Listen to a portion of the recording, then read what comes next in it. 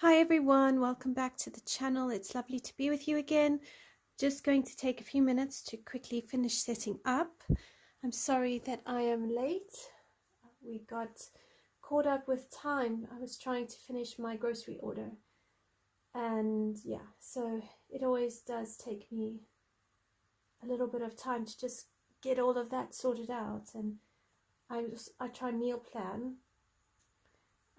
So that it's actually easier to plan my groceries for the week and that sort of thing. So between everybody's needs and what I want, and it can be a bit time consuming, but at least it's done now. So that's that out of the way, and we can get to some coloring.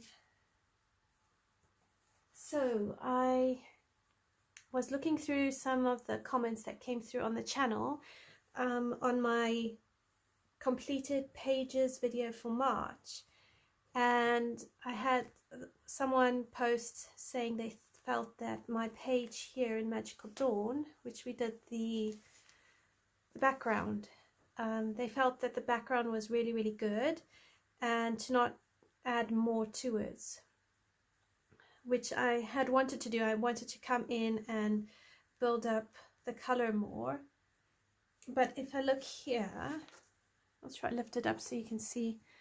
I'm not sure if that's because I've used too much water on the paper and the paper is not handling it well. So maybe it's better that I just leave the background as is. So what I thought of doing is listening to some very good advice and finish the bottles. So what I thought of doing is creating these as pearls, and then the other thing that the person mentioned was to do the bottles quite a dark color. So I got thinking maybe do like a dark red or dark purple and a dark green. So I'm thinking things like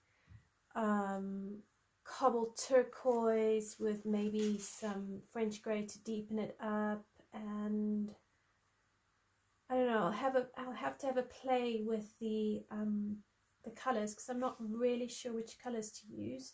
And then I thought, like, for a purple bottle we could use black grape and maybe some dark purple, so it's a brighter purple than here at the background.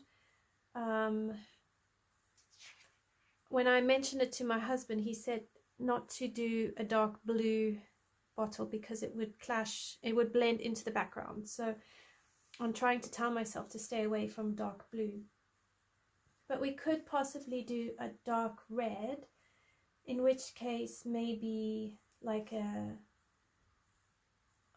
maybe a black raspberry with a pomegranate kind of feel going on. So we'll have to play with some colors to see how this is actually going to work. So because we're not using any more watercolor, I'm actually going to remove the washi tape, and you can see how it creates a lovely border.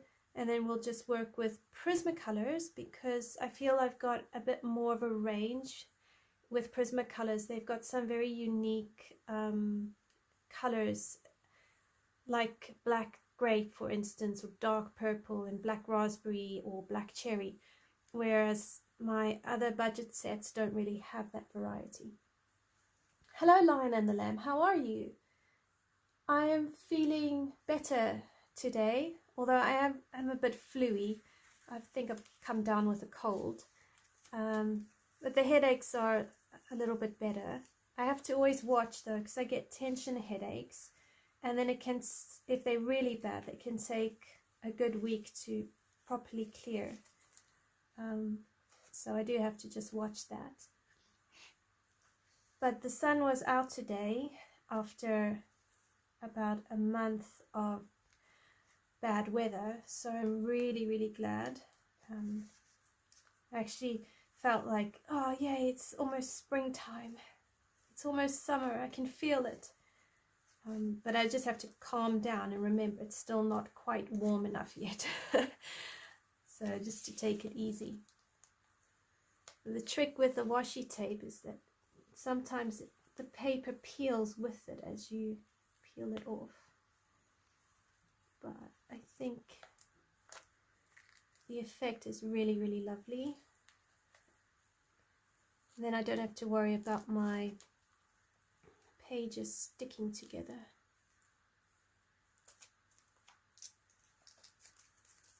Alright, so I also thought of adding stick-on stars, but we'll see. I'll leave that for last.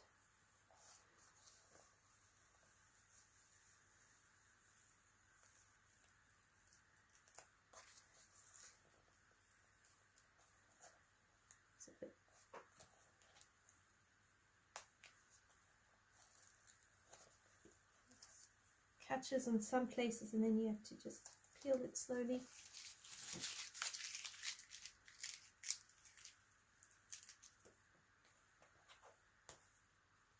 Right, so there you go. I quite like the frame. I mean, it just tidies everything up, so it works quite well. Now, I'm thinking if we have maybe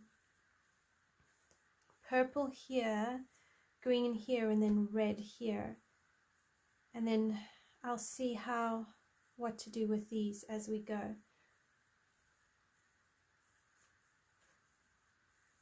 Yeah, red in the middle. I'm just trying to remember. So I'm going to swatch some out because I think that's just going to work out better for us. So I've got my creative journal here with me, and we'll go to the section where I've got all my swatches, and we can have a play with the colors and see what we like.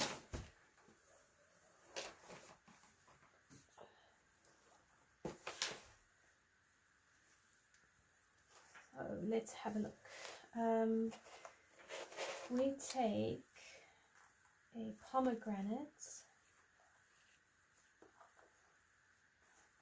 I definitely like the Tuscan Red is also quite nice. We could use Tuscan Red, pomegranate, and then black raspberry.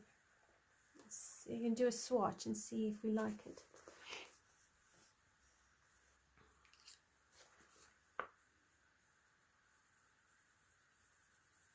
So the pomegranate would be our darkest, well, our lightest color.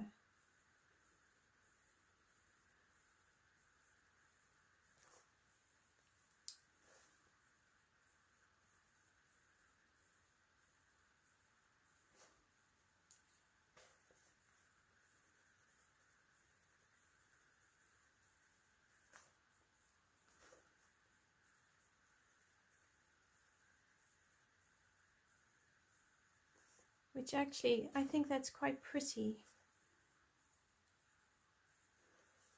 So that could work quite nicely. And it's quite darker than the pink in the background. And then if we take a black grape and a dark purple,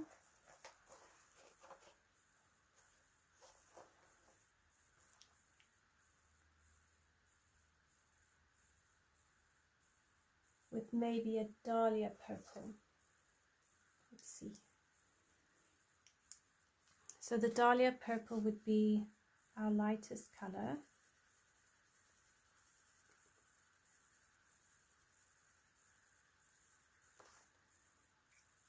Then the dark purple.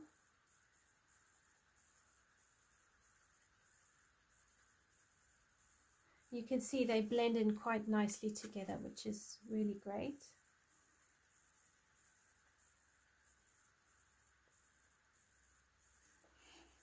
So that could be our purple. And we can always add some grays, like a 90% cool gray or something like that, to take it even darker.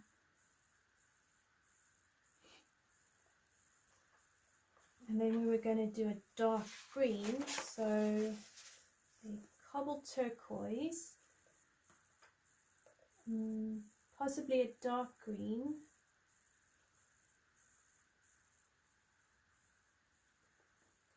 I'm just trying to think of a good light color, but not being too, maybe a peacock green. So we go peacock green, and then a cobalt turquoise,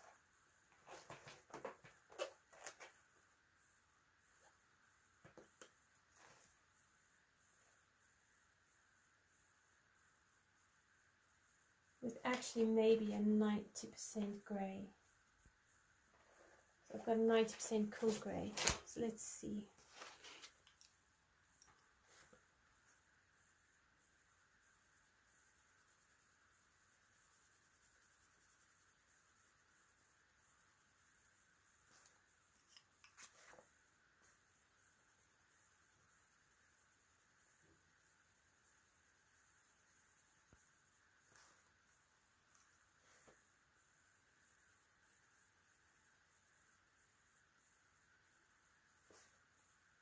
Okay, so I don't think the cobalt turquoise is going to work very well. So bring in maybe a marine green is quite a nice green. I quite like those. So let's see. You have the peacock green, the marine green,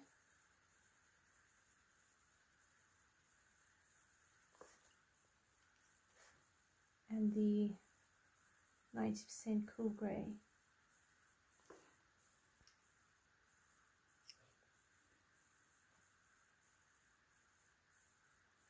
Okay, so marine green. This is why it's good to try as much as you can swatch before you do your picture, because the marine green is too olive. So I think that the peacock green definitely works, and the cool grey as a shadow I think works well, but it's the light color I'm not sure of. So we just have to play with it until we find something that actually works. And then this will save us, you know, prevent the picture from getting ruined if we don't use it correctly. And it, you know, it can really save you from a lot. So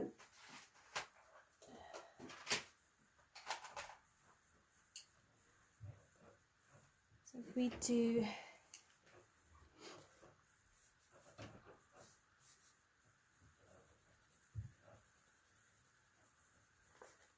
that's the wrong color. All right, let me try again.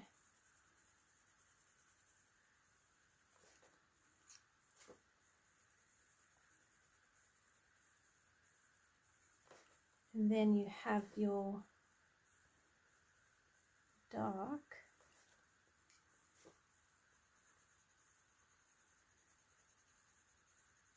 which that I think is now, it moves from one bit to the next quite well.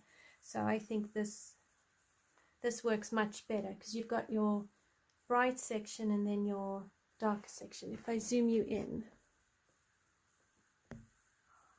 let's see, you can see them a bit better. So those will be our colors. I'm going to move this out of the way, and we can start with our bottles.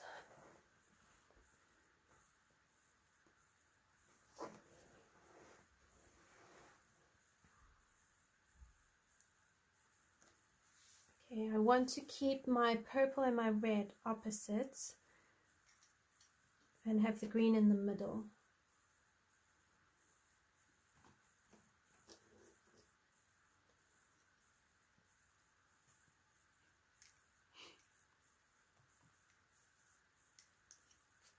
Okay, so I'm going to start off with my black grape. I'm going to do the purple bottle first.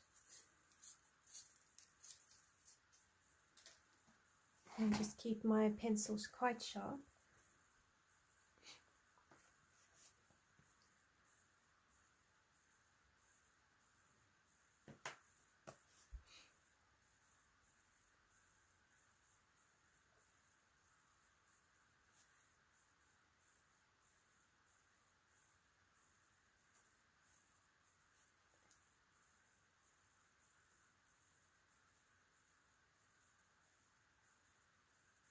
Sometimes it's easy to get a little lost in the exact illustrations.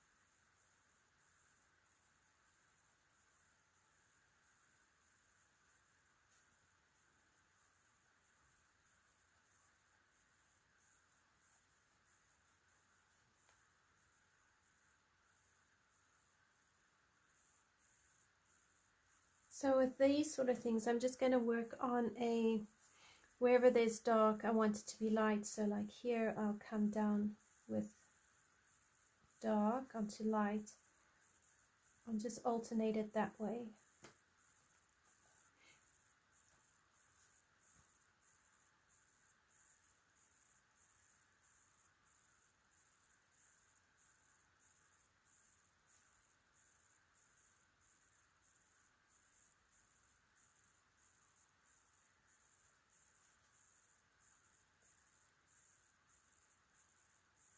So I think Happy Easter is in order. So Happy Easter, everyone. I still haven't been able to color an Easter themed picture. Honestly, I'm not even sure I'll get to it.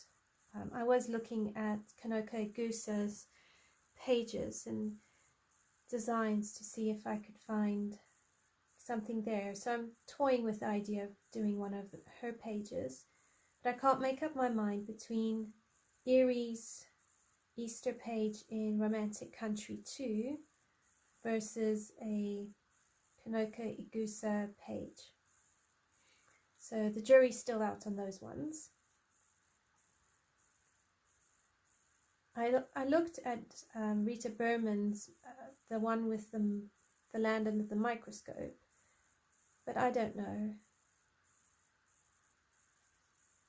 Wasn't quite sure about it.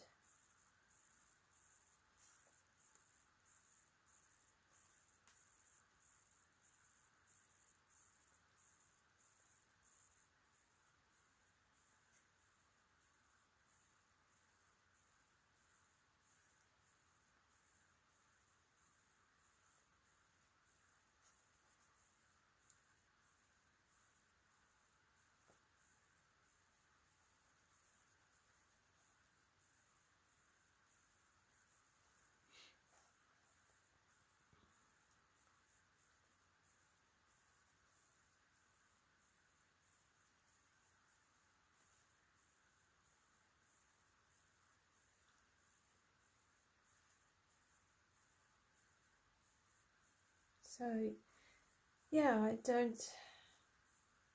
we went to see some friends today, so the kids had a great day. We were playing on the trampoline and doing all sorts, which was really, really great to see.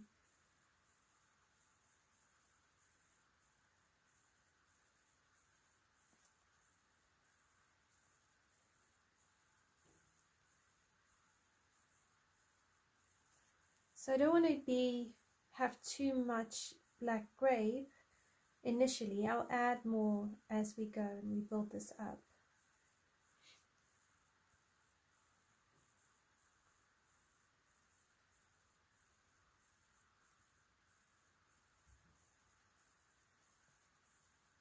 And I do want to showcase the decoration here on the bottle kind of hanging onto the jar or the bottle.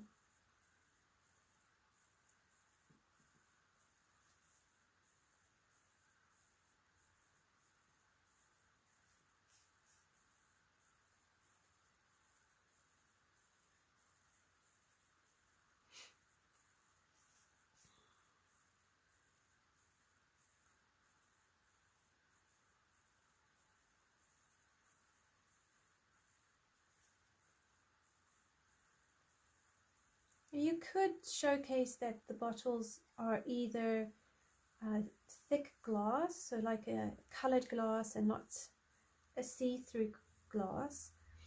You could show that there's something inside them. So really just, there's a lot that you can do with these sort of bottles.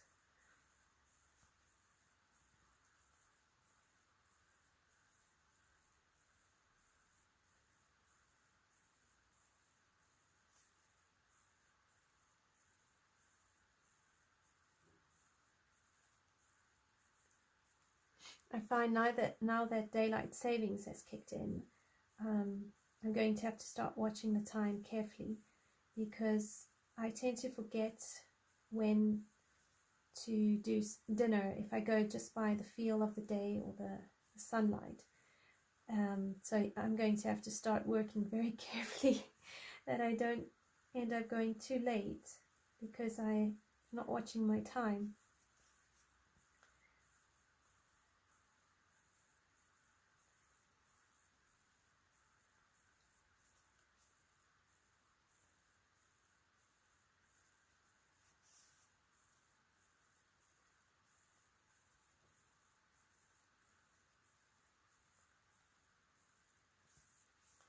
So here we can add, when the bottle is finished, we could add white gel pen over this section here and on this side to create a highlight. Again, you want to also think about if you are experienced with your light source, where you want the light to hit. So I'm going to try and have it that the light will hit the bottles a little bit more from the right hand side, and just have a play. But I mean, you don't have to do that if you don't want to.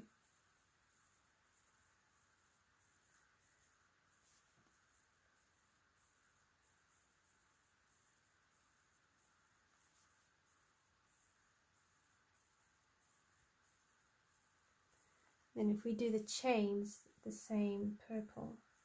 So otherwise the gold foil, it will get lost.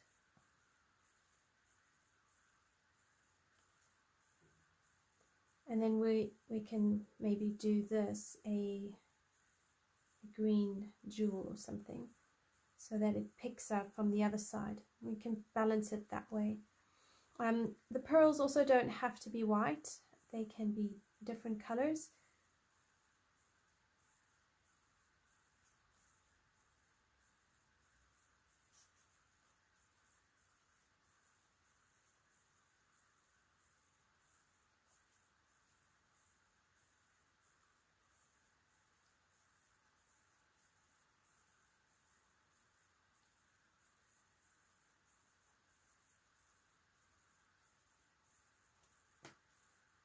Okay, so now I'm going to go for my dark purple, which is PC931, and start working this out.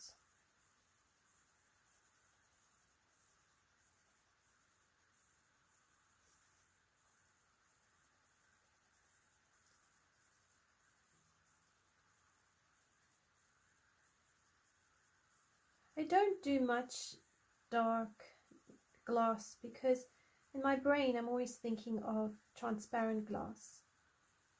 So this is a really good challenge. I do know that when you have solid colored glass, where your highlight is, you're going to have a lighter hue. It will be interesting to see if we can get the shades or the gradients going for us.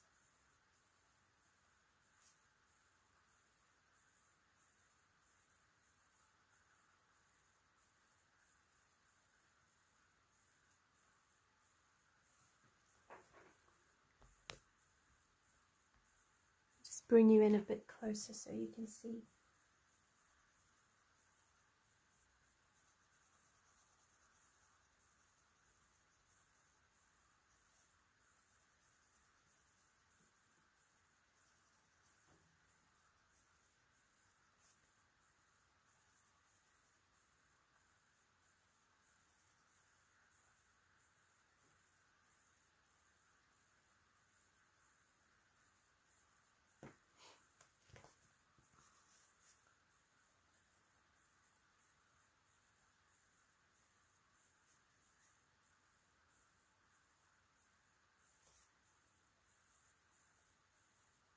Is anybody coloring along with the Instagram hashtag for Magical Dawn?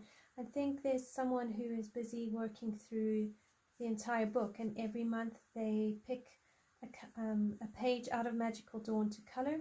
Is anybody following along with that hashtag?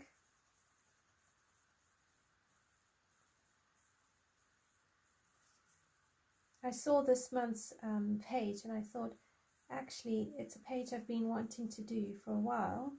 I just can't decide whether to do a black background or I'm not sure on the background, so I haven't got a full idea in my head for the page. But it's the one with the birds, and they've got all the jewels in their beaks, kind of like holding necklaces.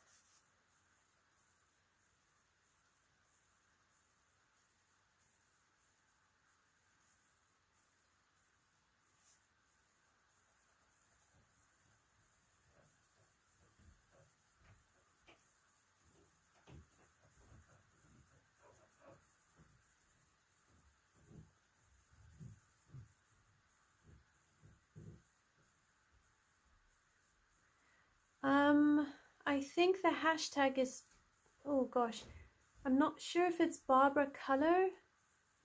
I'll try see if I can get onto Instagram on my laptop. Sometimes I can, but sometimes it's on my other profile because I had two profiles.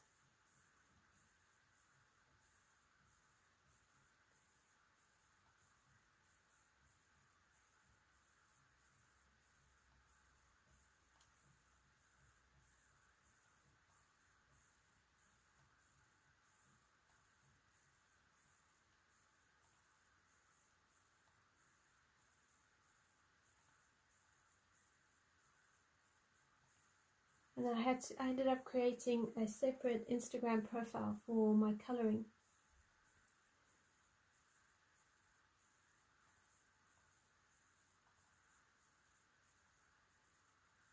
But maybe I can search for it here.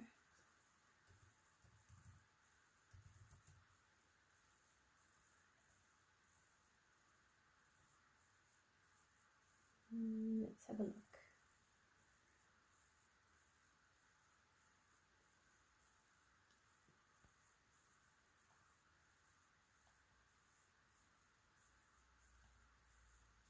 Nope, wrong one. Just bear with me. I'm trying to work out how to use Instagram on my phone. Ah, there it is.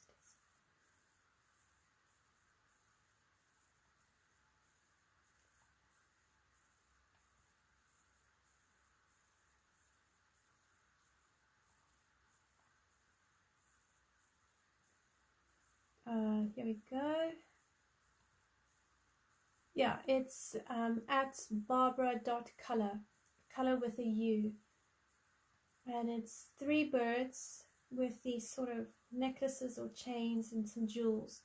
And there's a lot of stars in the background. See if I can find it quickly. Yeah, this one. Maybe if I zoom you out. One sec. It's this page. So this is the page Barbara Color is created a hashtag for. I want to color it, I just don't know how to do the background. And then I would probably use a limited palette. I kind of see the birds with like a lot of white in them and maybe some blue or some pink or maybe a light aqua going on. So I want to make the birds quite light and then have beautiful jewels. But I don't know whether to do a completely black acrylic background or create like a white zone here and then it goes darker towards the edges. So I'm not really finished with, I don't really know what I'm going to do. So yeah, a little bit lost on that one, but love that she's picked that page. All right, let's get back to this. Oh, I'm so glad you finished your mandala and that you're pleased with how it turned out, Cindy. That's fantastic.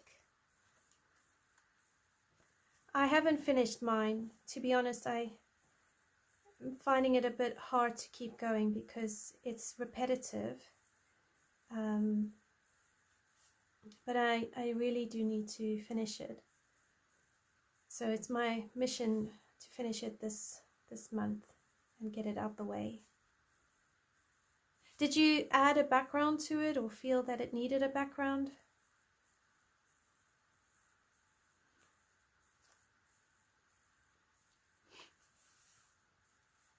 So in the Instagram color along hashtags, if you go onto Passionista Colorista, there are a couple of hashtags. Well, there's a color along in Circle of Life. There's a couple of them, and they're quite keen to do the hourglass in Circle of Life. So I'll see if I can join it. And I also want to go in and do the picture in Circle of Life with the lighthouse. So if you interested in that one as a color along, we can do that. Okay, so I'm going to bring in now my Dahlia purple.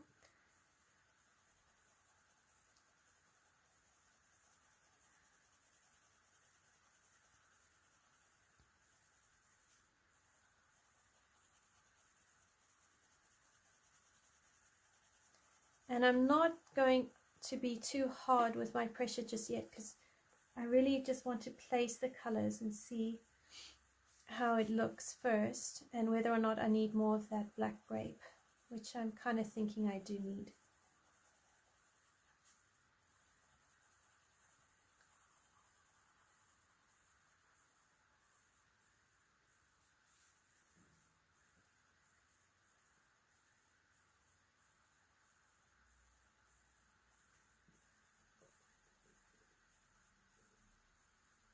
So what I'm going to do is all the bottles, and then we'll come back and do all the embellishments and decorations.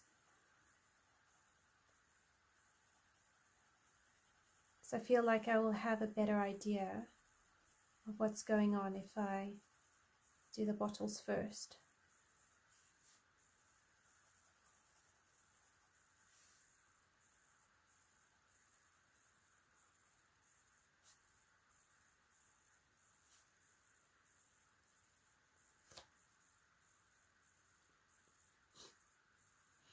Oh, I don't. Instagram is, it's great for the color alongs. But like, there's so much that you can do in it if you want to, and if you want to grow, like it has ads and all of that. So if people want to get more followers because they're running a business or want to grow their following, you know, you can do ads on it. But yeah, I find like you just need a few hashtags, and if you use it for like coloring and you want just the color alongs. Passionista Colorista is definitely the person to go to, because she keeps track of all those color along hashtags, and then I write them all down in my journal, and then I see what I end up coloring.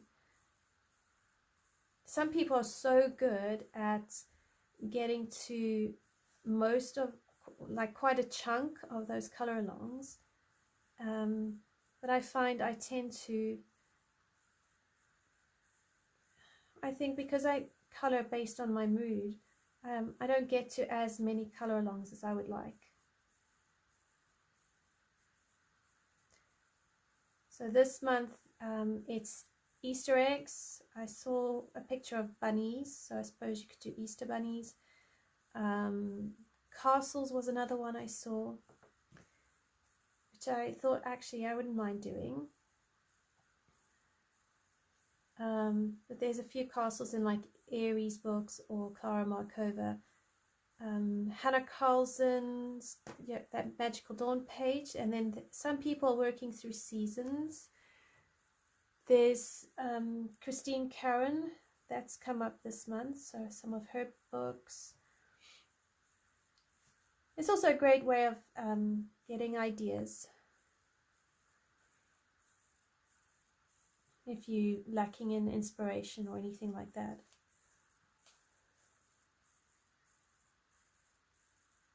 I think I'm going to color over this. So if I bring in my black grape,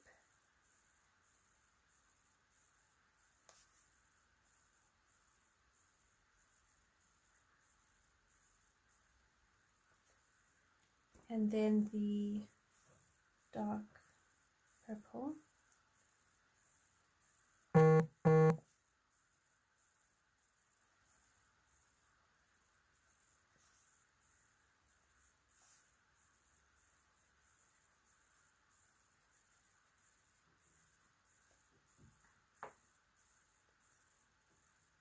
and the Dahlia purple.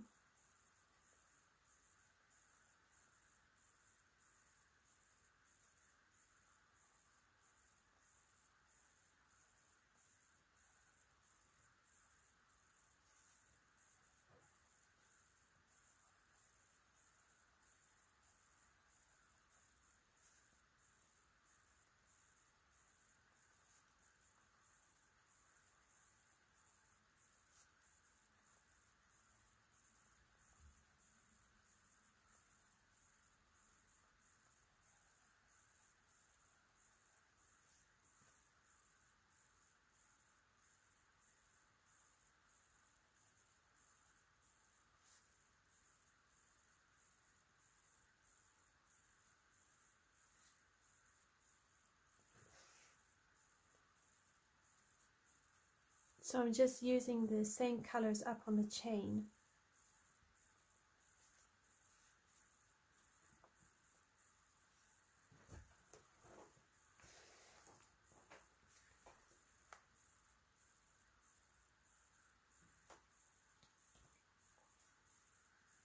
And then the Dahlia purple.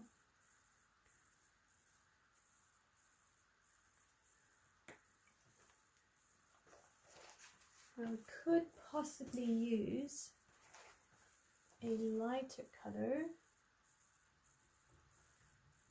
So maybe, I don't want to do a lavender or lilac because I know that's soon going to be kind of gone. So maybe a Deco pink, just to blend it out.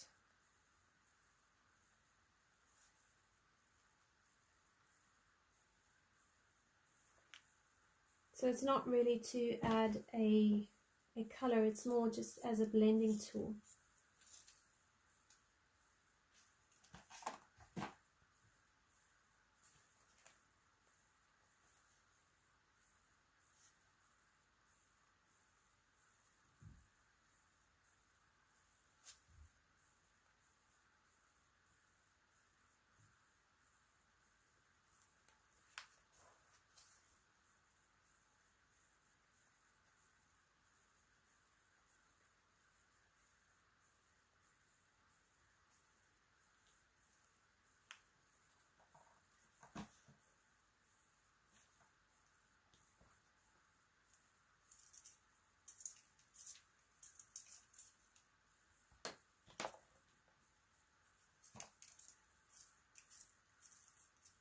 I think I might actually bring in some of that 90% cool grey and just really darken the shadowed areas.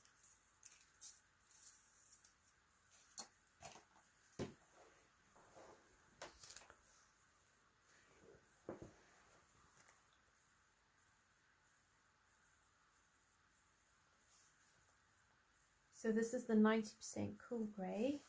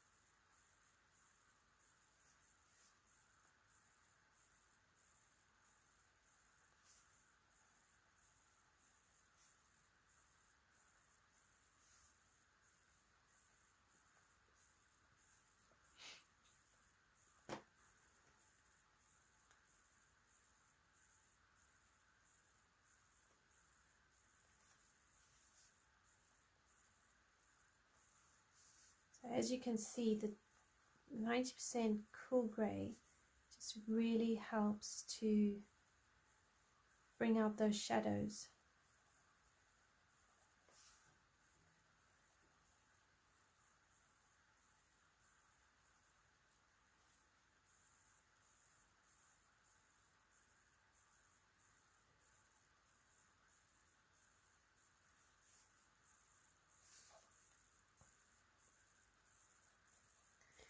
And by darkening it, we also get the gold embellishments to actually stand out.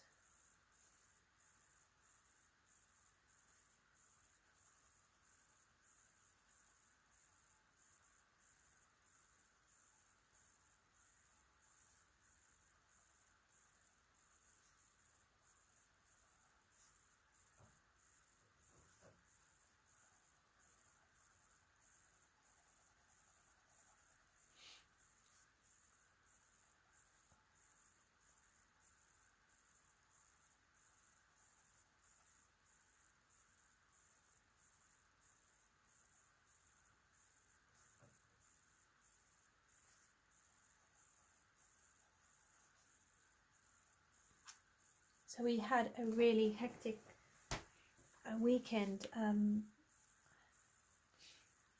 We had two of the boys playing rugby games, and fortunately they were at the same venue, but we we were basically swapping one kid's game for the next, and we were quite lucky that their games were close by, well, close to each other, so we could actually kind of tag them, but that took most of our Sunday.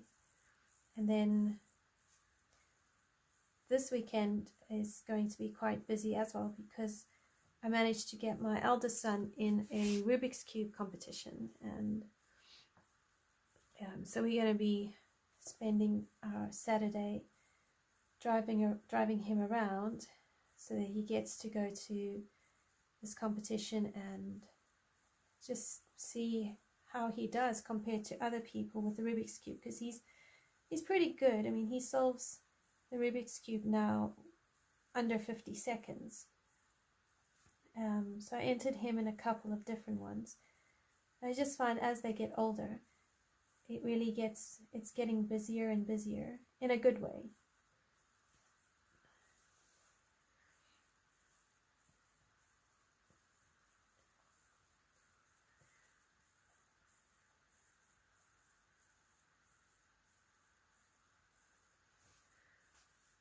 Right, so I'm using my black grape now, and I'm trying to really get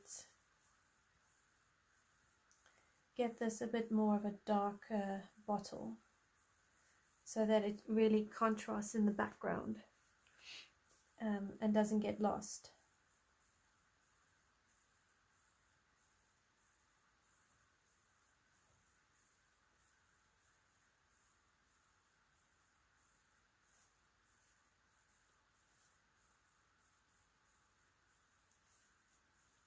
And I want a little bit of the Deco pink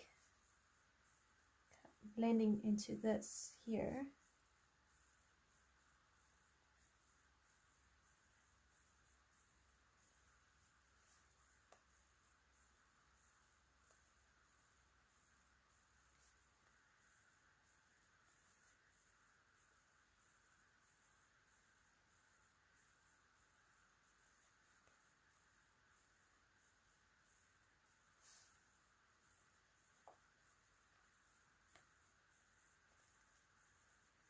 And then tomorrow we're hoping to get a new family car. So that's going to be quite exciting. We needed a 7-seater because we've been driving around in 5-seaters for almost a year now. Last year we had a car accident and our 7-seater got written off.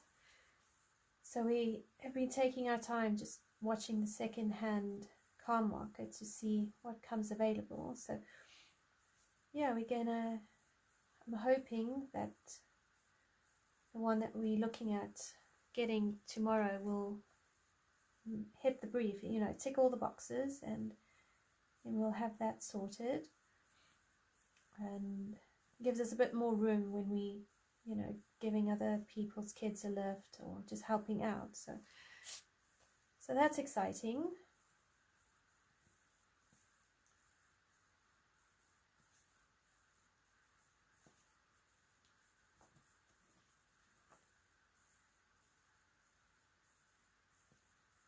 And I noticed there's quite a few of the vans going around at the moment. So quite a few people I know, they've bought these big luxury vans for their families. But I just looked at these vans and I thought, oh, I can see how the space is appealing to people, but if I have to drive such a big thing around, I'm always worried that I'm gonna judge the space wrong and end up bumping into things I shouldn't, albeit unintentionally. So I'm just not sure if I'm suited to that sort of style of driving. Because as it is, I think every car we've had, I've bumped the fenders or the bumpers. And not at all on purpose, just I don't always judge my space very well, so I end up going too forward when I park, and then I scratch the bumper. Or when if I drive a bigger vehicle, I'm just like, oh my gosh, I'm going to go ahead and do that on a bigger vehicle. It's just more vehicle to bump. So we'll see. I mean, maybe in a few years' time we'll end up getting one, because the style of seven-seaters we like is kind of being replaced by these bigger van type vehicles. So I might have to get used to it. But everything has its time. I'm just, yeah, not really sure if it's a good idea.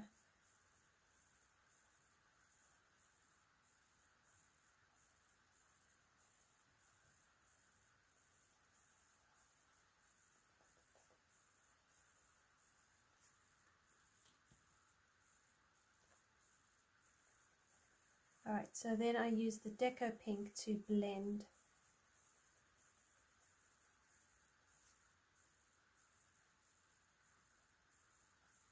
And I actually think it works as a really great blending pencil for this color combination. So I'm alternating between my Dahlia purple, my dark purple, and my Deco pink, and I'm just working on the gradient right now. Really, I think that's all you really need for these type of bottles, is just a really good gradient. And if you can get that, I think your bottle is pretty much gonna look amazing.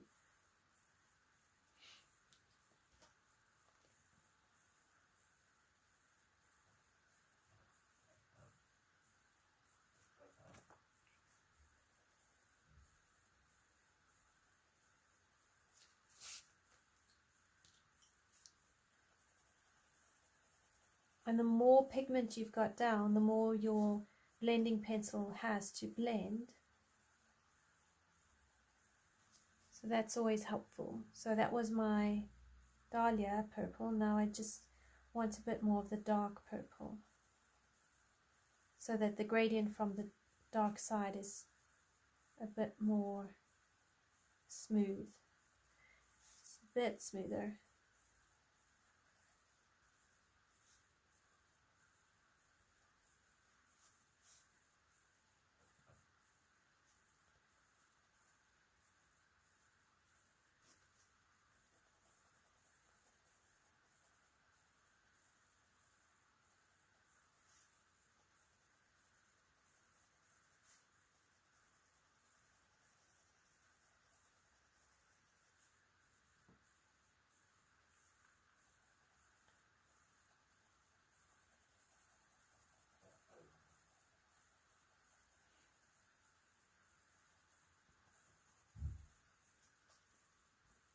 I need more dark purple here.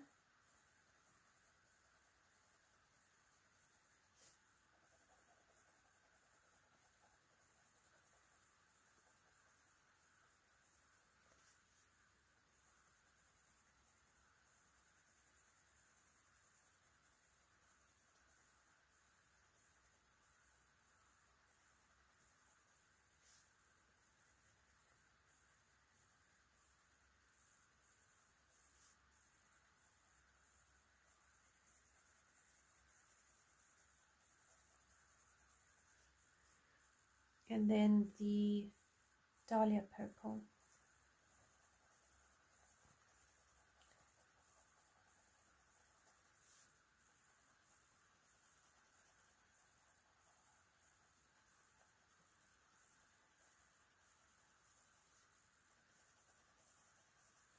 Now if you want more pigment here, you can hold the pencil further back and you'll naturally apply a lighter layer of pigment.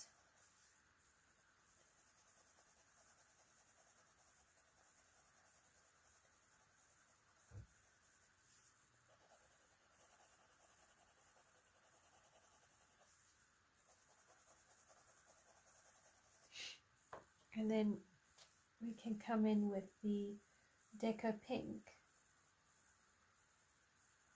and just blend it.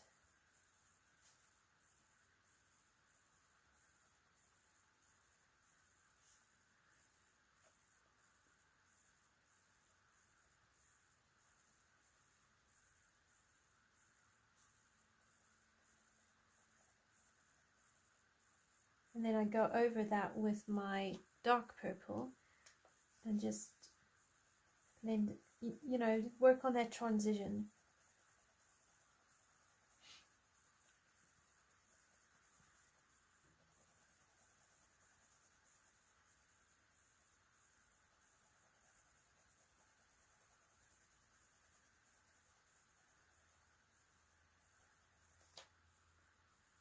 Here, if I bring in my Dahlia,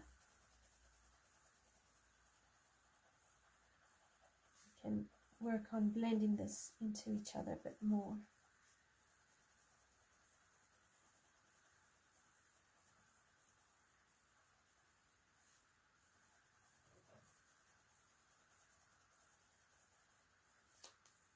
And my dark purple.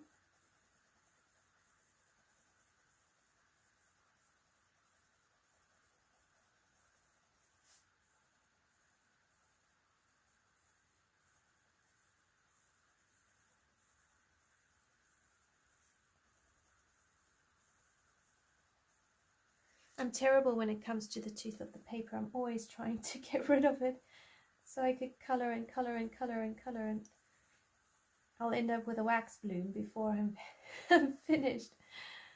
But what it really needs is actually just like some mineral spirits or something, and just, you know, put the pigments into the tooth of the paper without damaging the paper.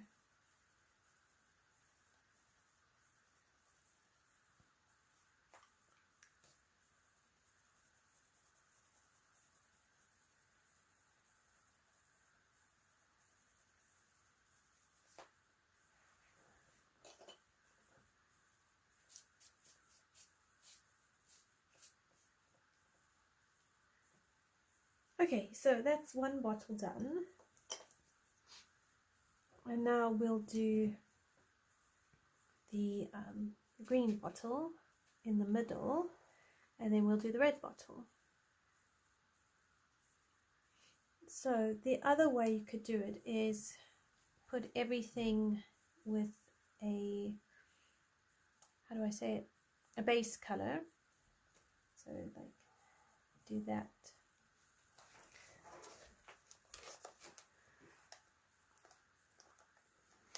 So if we do this chain here quickly,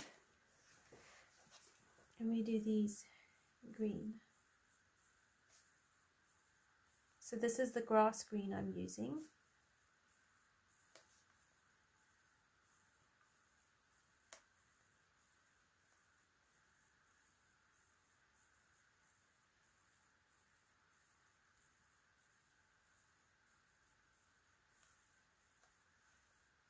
And then I'm not sure here what I'll do.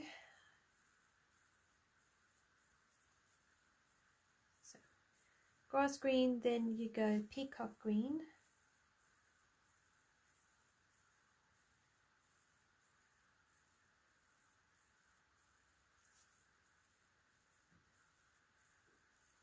So because the beads are sitting on top of the smaller beads, I would do like at the top section here darker.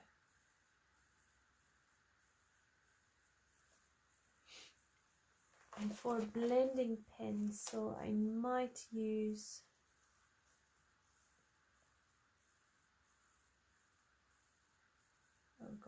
PC920. My writing section is going away, so we'll just have to use the number for that one. I'll see if I can find it for you. Light green, so we could probably use light green as a blending pencil.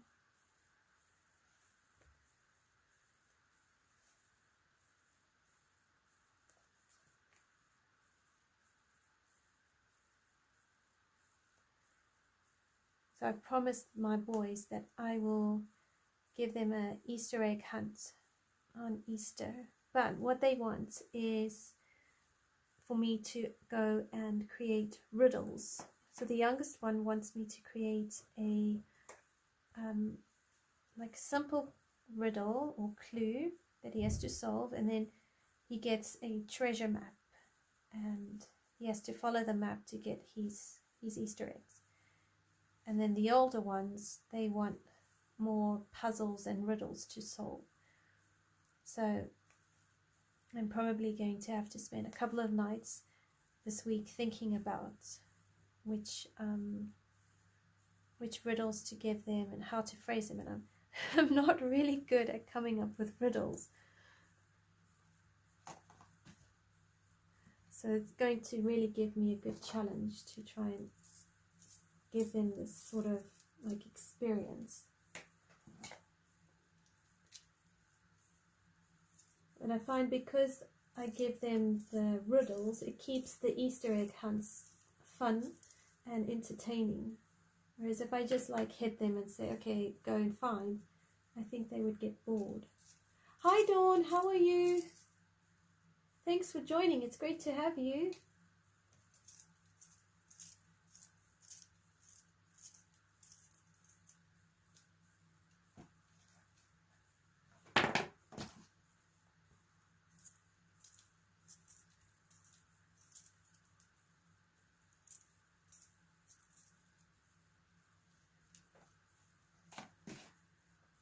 Okay, so I come back over this with my grass green.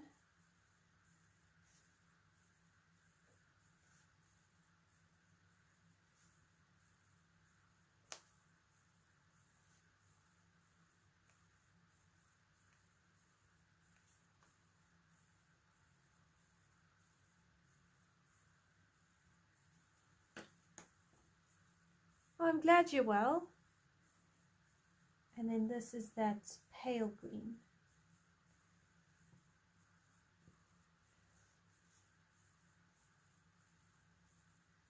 Oh, I must actually tell you.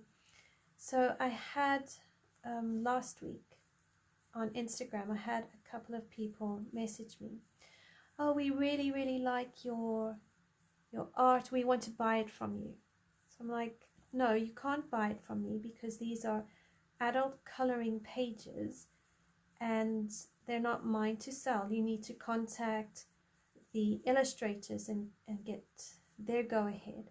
And I gave them, you know, the names of the illustrators so they could contact. And the next day, I got contacted by another person with the same thing. Oh, we really like your pictures. I want a commission. I'm like, okay, well, I don't mind doing a commission, but in my head, I'm thinking the person has a picture in mind that they want colored in, or they have a picture they want colored in, and they, you know, I can try. I'm open to discussing. And then they just give me a whole print screen of all my colorings, and they want to buy them. I'm like, no, I can't sell these. These are not mine. And I showed them some of my original drawings, and they're like, okay, we want to buy those. And I'm thinking, well, something's not right here. And I just felt like I was having these people contacting me, and it just felt like it was a scam or something. So I had to go on one of the Facebook groups, coloring Facebook groups, and I asked, you know, has this happened to anyone? Is it a scam? Because it feels like it could be a scam, and that sort of thing. And after a few comments, the admins removed it, which I understand. It's not necessarily something you want on your Facebook group to be, you know, discussed too much. But oh my goodness, I ended up having to block these people because I just really didn't trust that it was safe, and it just felt like these people were out for these pictures, and they, you know, the thought of artists putting so much effort into their beautiful artwork, which we get to color, and then other people coming along and wanting to just buy it. And I mean, they were offering me like, oh gosh, thousands of dollars, and I'm just thinking, how do you even price that? You know, I'd hate to take someone else's hard work and then make huge money off it, and yet it's stealing. And I said to these people, no, it's plagiarism, and I won't do it. I think I even tried to report them to the social media places. It was really just really had me baffled. Hi Carly, how are you? I'm pretty good, thank you. So yeah, so I don't know if anyone else has had that experience where they've been on social media and being contacted for their colorings and had people want to buy them and all of that. I am aware that some people have had it where they find their colored pictures on the internet and someone else is claiming that they've colored it in. But I haven't heard of other people wanting to actually buy coloring pages from people that have already been colored in and then sell them in like an art gallery or something. So it's just really, really bizarre. Thank you, Kali. I'm glad you like it. Yeah, I agree, Kali. I really did feel like it was a scam. So I blocked them because I really just didn't trust what I was hearing, and it something just didn't feel right. Really bizarre. I think I've had it about 3 times in I'd probably say the last year. These two happened straight after each other within like a day. I just was like, no, something is odd. And I felt like, and I've got no way of proving it, that it was possibly people working together and they were targeted, because I felt like I was being targeted. So it just goes to show you got to be, no matter what we do, we got to be so careful and astute on social media. Yeah, really weird.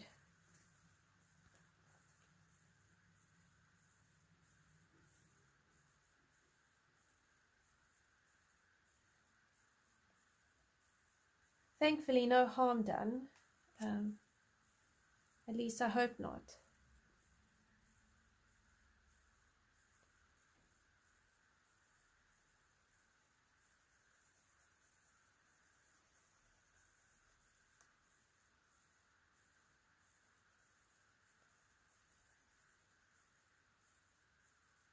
Oh, Carly, the background I did in a previous live stream. It was not last week, I think the week before. And I ended up having to put this page on hold because the paper was too wet to color on. I saturated it a bit much, but what I should actually do is next time I want to do a watercolor, I should scan it or copy the image onto watercolor paper, and then that way it can take a lot more layers.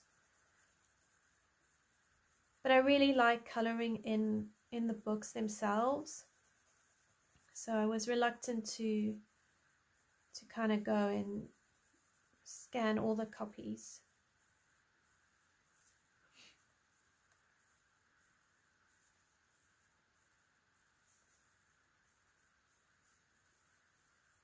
So I'm doing a different approach on this one. I'm using the grass green, which is my lightest color, as a base, and then I'll build up from there. And I'm thinking I might actually remove these, what do you call it? These sort of circles and simplify the bottle.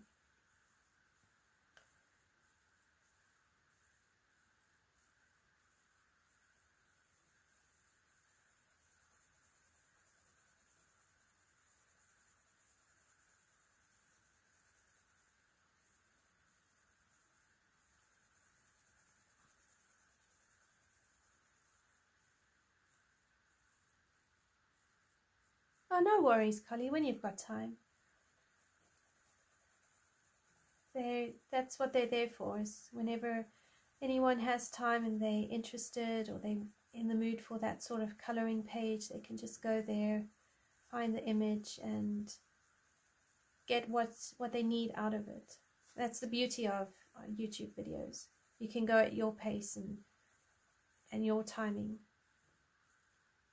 Okay, so now I'm going to get my Peacock green and I'm going to build up my midtones.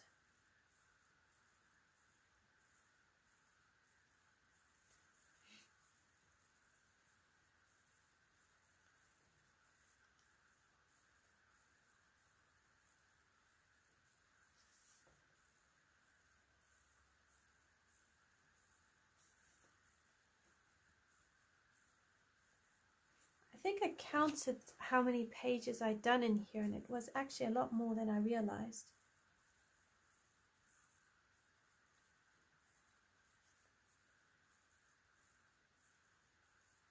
I think some colorists, they like to have multiple copies of their favorite books, so they can try out different color schemes, or if they've made too many mistakes in the one book, they've got a second kind of copy to improve on. I must say Magical Dawn is probably the first book where I've gotten to a point where I'm like, okay, I might actually get a second copy at some point and redo the pages that I'm not 100% happy with the way I've colored them.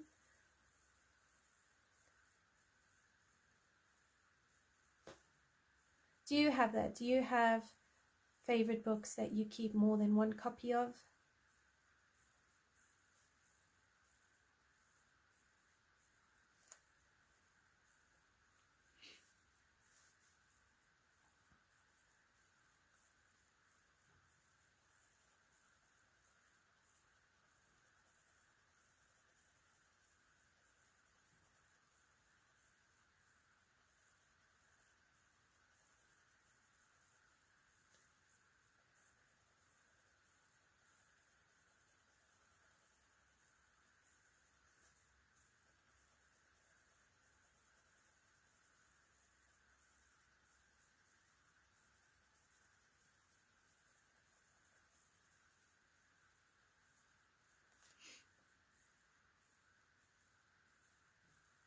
Oh, that's nice.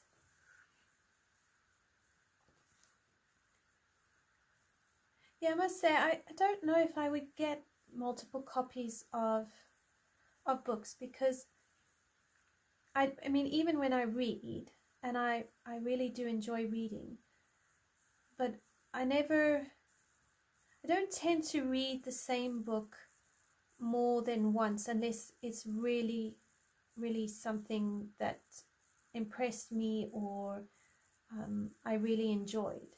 And I mean, when I was growing up, I had a handful of books that I reread a few times. I think C.S. Lewis's Narnia was definitely one of them.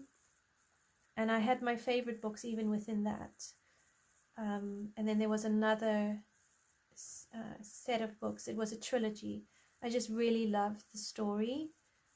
It was a bit of a romantic story as well. So I would reread those. But a lot of the other books, I didn't reread. So I was really happy to kind of just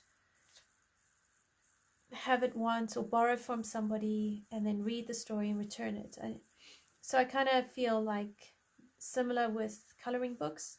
I just need one copy, I color it, I enjoy it, and then I move on. Because I don't really see myself wanting to color the same sort of pages over and over again. But I get why other colorists, it would appeal to them. I really get it.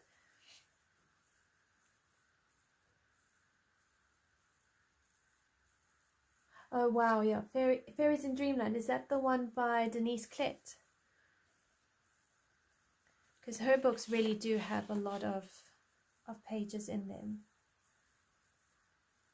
I was planning on buying her whole set, her fairies and her mermaids. But then I got gnomes, and I decided I was going to hold off on her other books because I'm not coloring in it as much as I anticipated.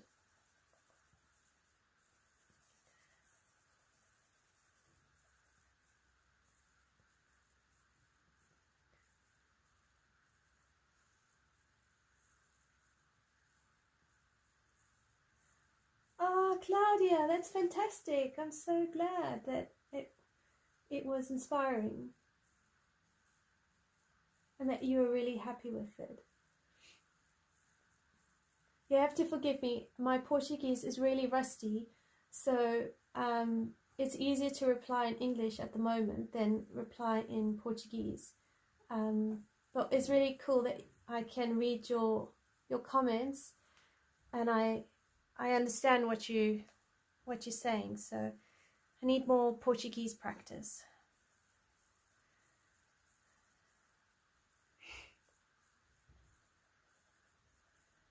And sometimes I get Portuguese muddled up with Spanish because I've been practicing Spanish as well in between. So I learned Portuguese in Mozambique when we were growing up and living in Mozambique. Portuguese is one of the main languages. It's different dialect to Portuguese in Portugal, and then my parents worked alongside Brazilian people as well, so the Brazil Portuguese is also different to mainland Portugal, but I didn't do like formal studies in it. I just learned to speak it, and then I taught myself how to read some of it, and by the time I was like 18, I would go work with my parents and do some very basic translations. But my translation was still really literal. And what I've learned over the years is with like second languages, you can't translate a foreign language word for word into English. You can't, it doesn't always work that way. But yeah, I haven't had anyone to speak Portuguese with for like a really long time, so I'm terribly rusty at it. But I do enjoy finding channels where it's a Portuguese speaking channel or even a Spanish channel, and then if I hear it's the Brazilian dialect, I get really excited because it just takes me completely back to my memories. And then I'm like, oh my gosh, I haven't heard that. So yeah, it's lots of fun. So I'm now using the 90% Cool Grey.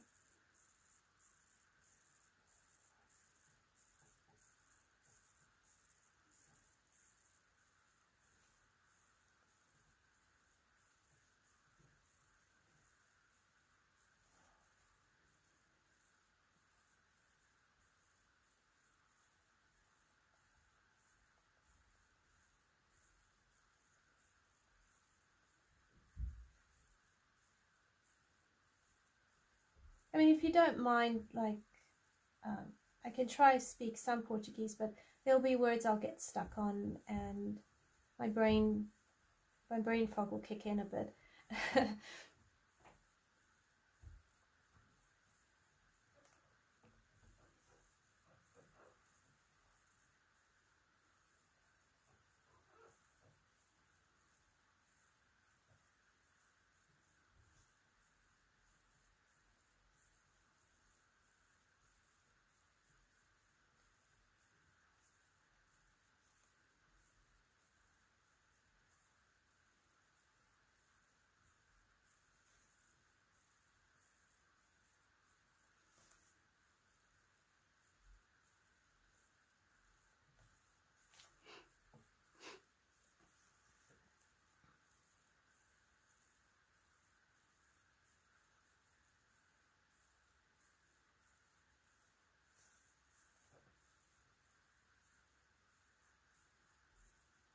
Hi, Leslie.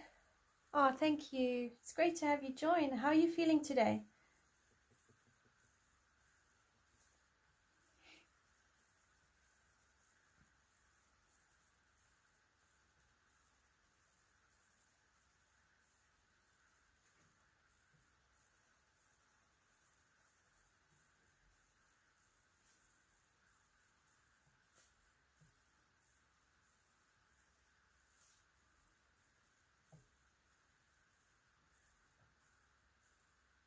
Oh, I'm glad you're feeling better. Do you have a rough weekend?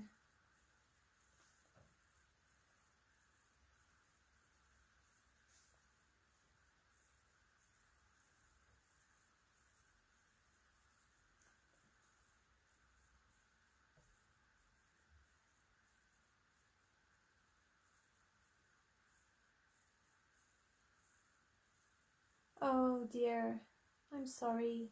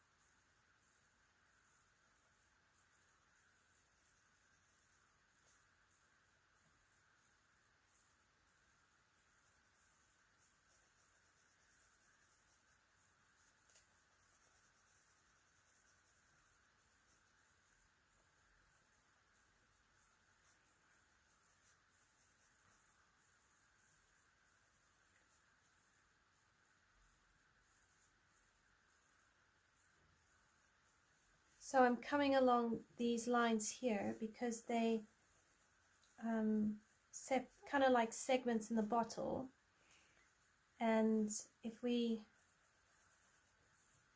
can sort of carry on this sort of look. Let me lift this up a bit because I can see I've colored out. There we go.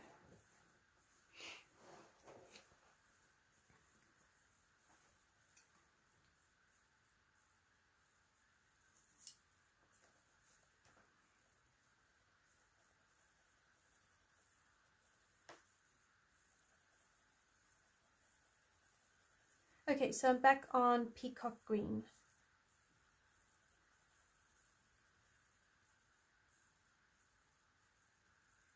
Oh, thank you. Yes, and I think the cooler greens complement the silver really well.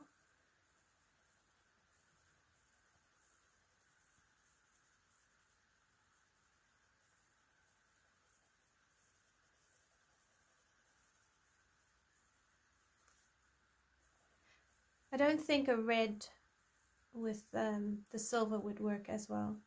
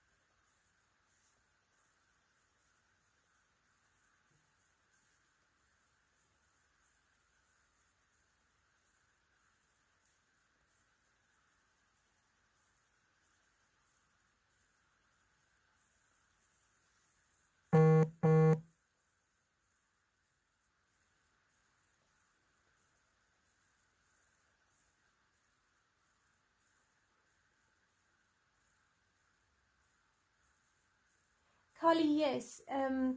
If there's white showing through, so if I lift this up for you here, I hope you can see it, because I can. If you look here, if I use a pencil, there's still a lot of white, and that's because there's not enough layers on it, as opposed to if we go here to the purple, there is still white showing, but it's not as much. So all these white splotches are still, it's still the tooth of the page. And now if you take a pencil and you press hard, you're going to rub the pigment into the tooth of the paper, and it's going to stop taking layers. And Hanna Karlzon's books take a lot of layers. Here though, it's a lot of white splotches because it's not as layered up. So the more you go over it, the more pigment's going to go into the paper, and then the brighter the tonal value is going to get. Or you could take mineral spirits, or okay, because it's a Hanna Karlzon book, you don't want, it's got another illustration at the back, so I wouldn't use an alcohol marker, but you could blend it out different ways. The challenge with a lot of coloring stuff, and what I've seen, I used to do it in the beginning as well, when I was doing drawings, and I've seen other people starting out. What happens is we'll do this and we'll think, okay, that's enough, and it's done, but it's not actually done. It needs more layers, and that's where pencils, I suppose, can get frustrating for people because of the amount of layers you do need to have. So there's two options. Do a couple of light layers, have all your highlights and your shadows where you want them, and then press a bit harder. But I would say if you're going to press harder, then you need to have a bit more control on your gradient. So for instance, if you excuse my dirty paper, be able to go from hard pressure and then lighten up as you go. That would be your gradient. So like hard pressure, I'm eating the tooth of the paper, and go lighter to blend. That can help you get through the tooth of the paper quicker. But you need to make sure you're happy with where you've put your shadows and your highlights. Otherwise, once that tooth has been burnished, you're not going to get it back. And if you still need to fix, if you erase it and the tooth has been damaged, you're not going to be able to layer up. So light layers until you're happy, then go in with a harder pressure.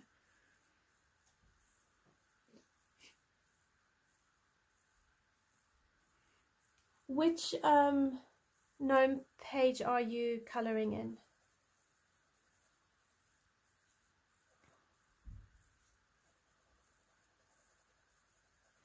I saw Teresa Goodridge has a new coloring book, all with gnomes and that sort of stuff. So grass green is my lightest color, so I can go over all of this and deepen this up because my oh goodness, what's it called? Light green. My light green is going to be my blending pencil.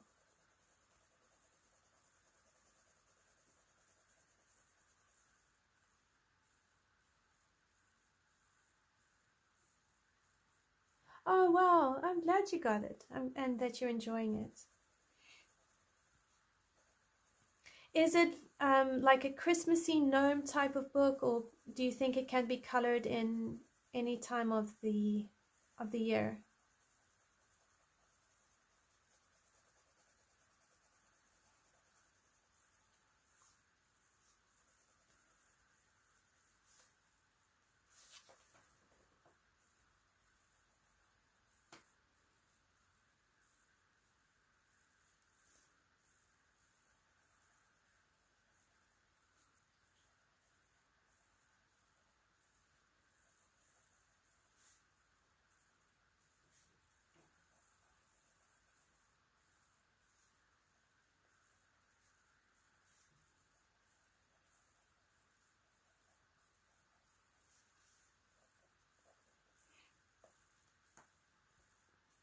Oh, that's really handy. I might look at it actually, because I really do like gnomes. So my youngest son, he decided, I think it was last week, he wanted to do Easter crafts. So I'm like, okay, that's fine, we can do Easter crafts. And I found some, and I was showing him different craft ideas. And I thought, okay, well, there's, you can take a balloon, some glue and yarn, and create like a yarn Easter egg. No, he doesn't want to do that. Like, okay, fine. find a few other simple crafts, but also challenging but suitable for his age.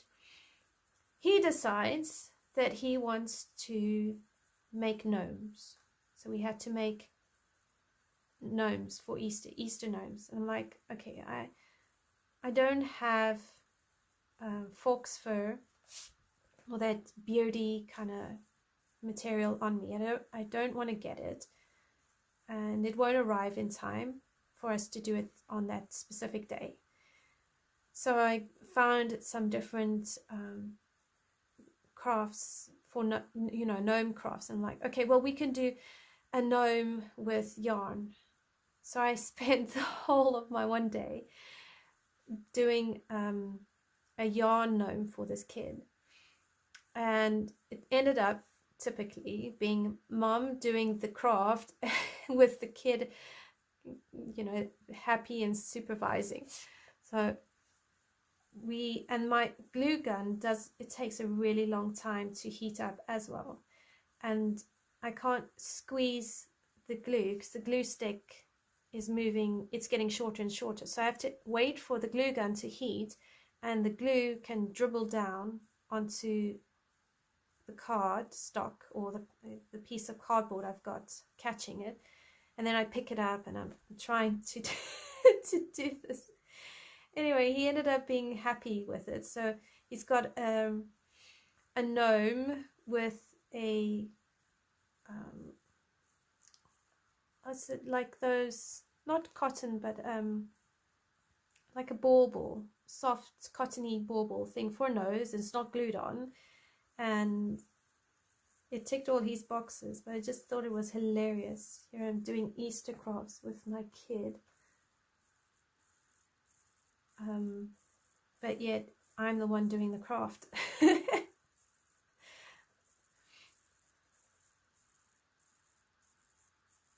It's nice that she doesn't have too many winter gnomes, because I think there's quite a lot of coloring books with winter gnomes.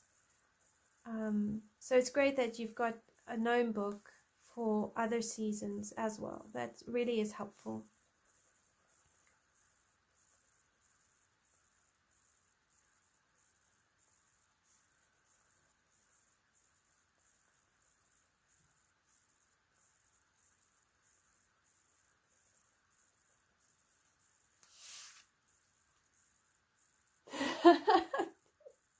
I had to make the beard with white yarn, and so I followed a tutorial. I went onto YouTube, I found somebody making yarn gnomes. I followed their tutorial just like I would with coloring, and but they had a slightly different yarn. I have just a acrylic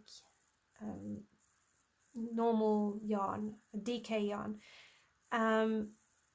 and she used the yarn for everything, and she even took a comb and she managed to comb the white yarn into a lovely beard. I tried that with my DK white yarn, and it didn't it didn't work. So I'm like, okay, fine. It's not too bad, but I'm not going to do it, because he then set up and he wanted 3 gnomes. And I've got, like, I think 2, well, 1 gnome I can almost finish. I just need to actually heat up the glue gun again and just sit down and finish it for him. But I mean, if he's lost interest, I'm more than happy to not finish the gnome, because it's more for him than for me. But yeah, it's hilarious trying to comb DK wool. I'm like, oh my god, oh my gosh, what am I doing? I'm like, I was thinking to myself, oh, he's 8. What, he doesn't appreciate this. Like the full motherness of it. But yeah, I don't decorate Easter eggs per se. I've done what are the Russian eggs called? I've done where you do the decorate eggs, and then it's in that Russian style. So I've done that before with them, which is quite a lot of fun. but I only found out after we moved to the UK that you boil eggs and then paint them. And that's still quite a foreign idea for us, because I didn't do that when I was a kid.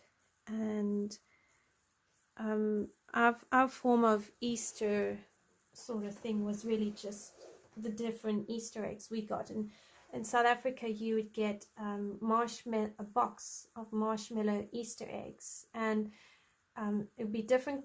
It would have a white center marshmallow with a yellowy orange marshmallow over it, and then it would be coated with chocolate.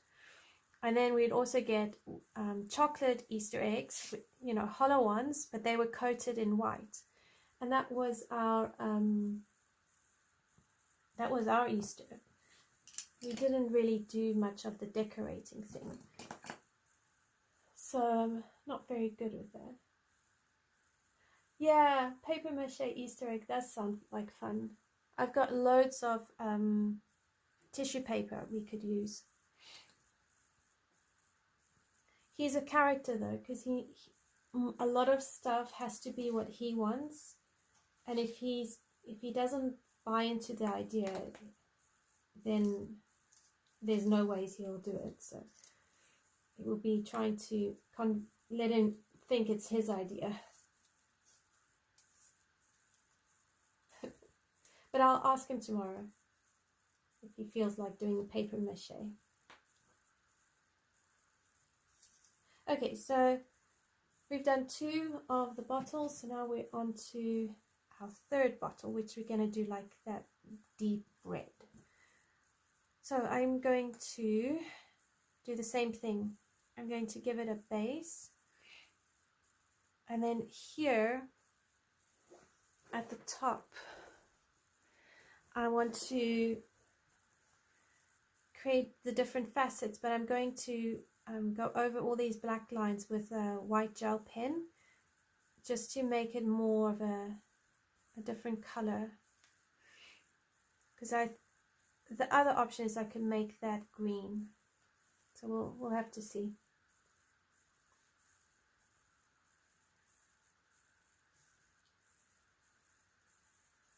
This is the pomegranate.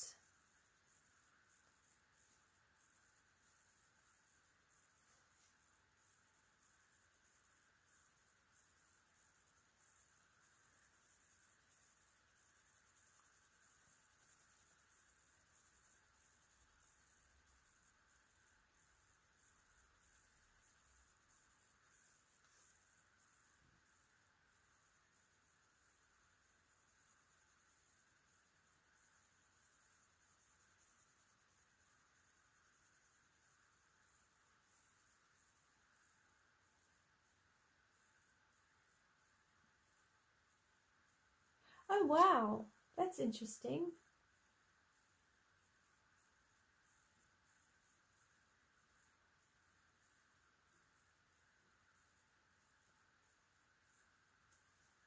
That must have been loads of fun. A confetti egg. I think you'd be more than happy for me to make an Easter piñata.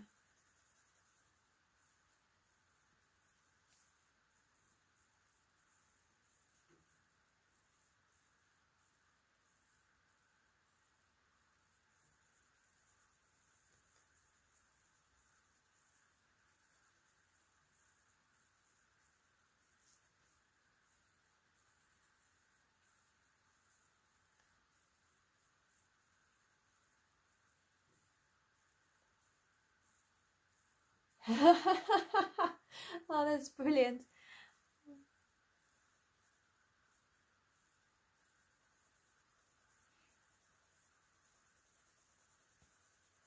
Did she buy the confetti, or did she, is it like that edible confetti, or a different style of confetti? So I know you get the confetti you can put on cakes. I suppose you could, if you really wanted to, you could fill it with like glitter. Can you imagine? Crack the egg over someone and and they get showered with glitter.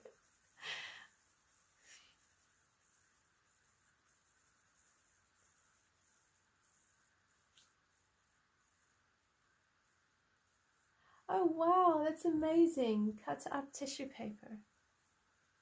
Oh, well done.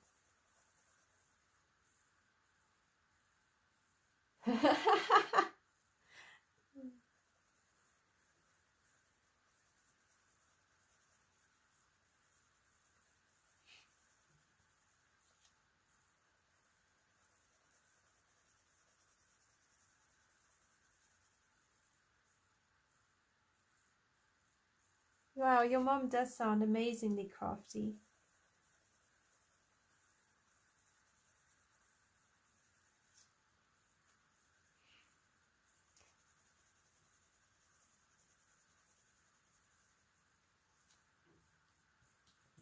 Okay, so now I'm going to bring in the Tuscan Red. So it's really just the same process, and all I'm going to do is change the colors, but the idea and the process is pretty much the same.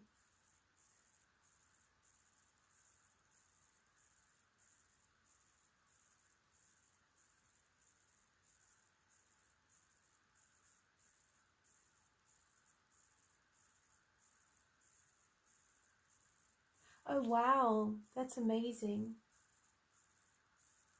I don't know if our food coloring would work. I find the food coloring here in our supermarkets, they're really thin. I'd have to definitely experiment with it and see if it works. But I know, like in baking, if I use food coloring, I actually would have to use food paste, because the color is just really not that great.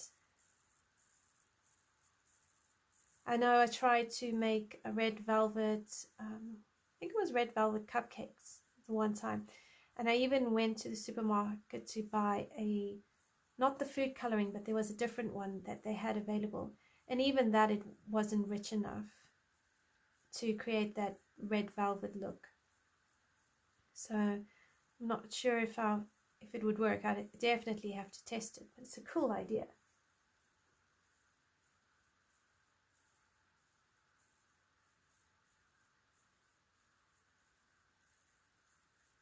That's amazing.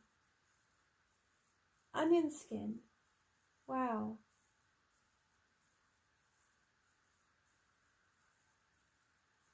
It's really cool. Yeah, I can see why your mom would get started on it way before Easter. I mean, it's a lot of work to be ready and prepped. I've done I've done eggs in vinegar, but more as a science experiment.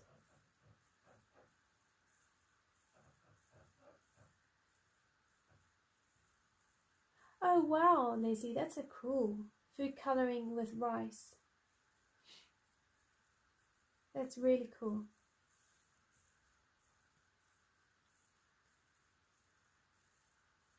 I'll give it a bash. I think I've got some blue food coloring, so I'll give it a try. I'm curious now.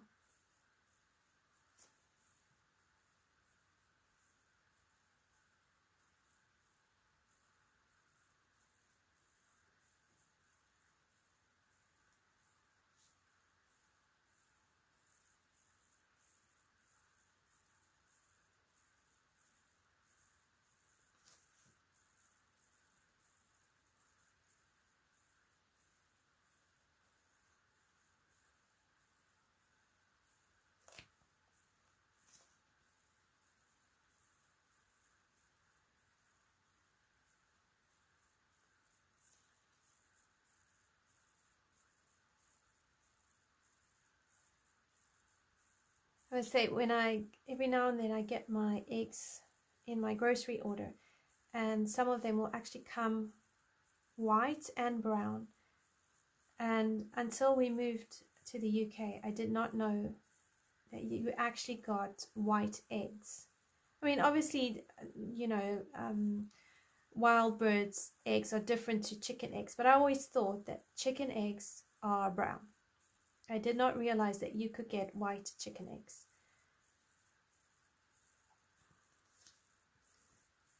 So it still does my head in, because I've associated white chicken eggs, or white eggs are those chocolate coated eggs we get at Easter in South Africa. So whenever I see white eggs, my mind automatically thinks of that. And then I have to tell myself that these are actual eggs that you cook with, and they are not, it's not a trick on your mind. It's hilarious.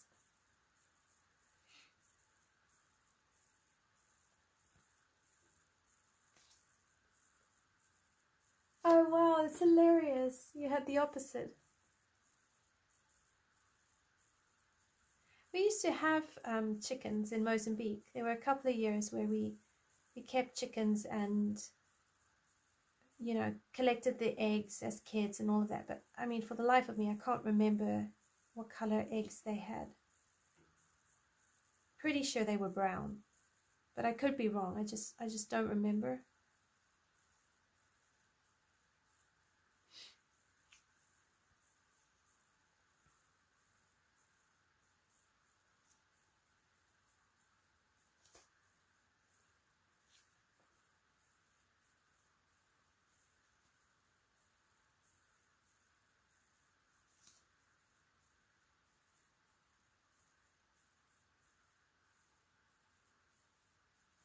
Duck eggs must be really yum.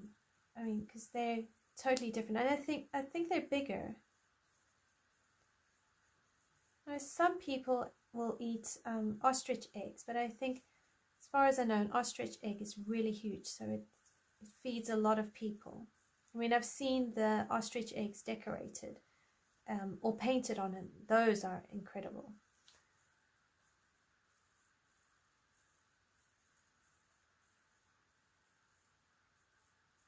Yeah, I can believe that. I mean, even like in cooking shows, because I like watching cooking shows from time to time, and a lot of these chefs, they like to use duck fat for flavor. So it would make sense that chicken eggs would taste better than, I mean, not chicken eggs, duck eggs would taste better than chicken eggs.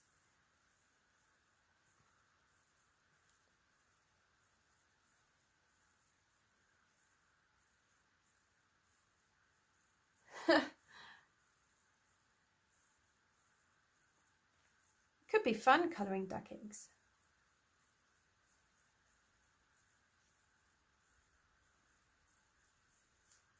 Okay, so now I'm going to bring in my raspberry, my black raspberry, PC1095.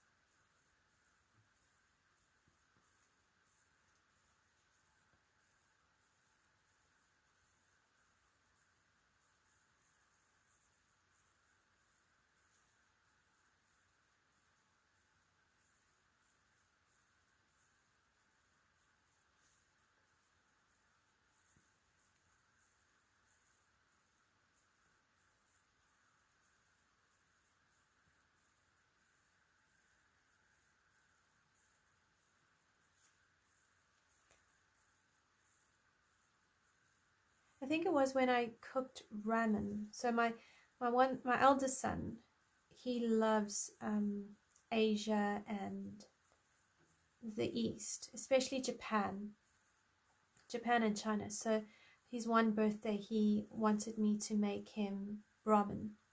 So I asked a friend for if she had any ramen recipes, and she lent me a couple. And in the recipe, you take boiled eggs, and you have to pinprick them so that the soya can soak. And that was also quite interesting, because you don't want to break the egg, and you had to also peel the egg. So peeling a soft boiled egg is really tricky. And then there was another one we did. I think it was when we made those Russian eggs. oh gosh, I can't remember what they're called. There's a name for them when they decorate the eggs. And that was the first time I had to prick on either side of the egg holes and then blow the egg out of the shell, and then give the shell to the kids to decorate. And the effort it takes to blow all that egg out is really quite an experience. Imagine having to do that with like an ostrich egg or even a duck egg. The ramen one was a bit easier because you just had to, it was more the peeling of the soft boiled egg that was quite a challenge.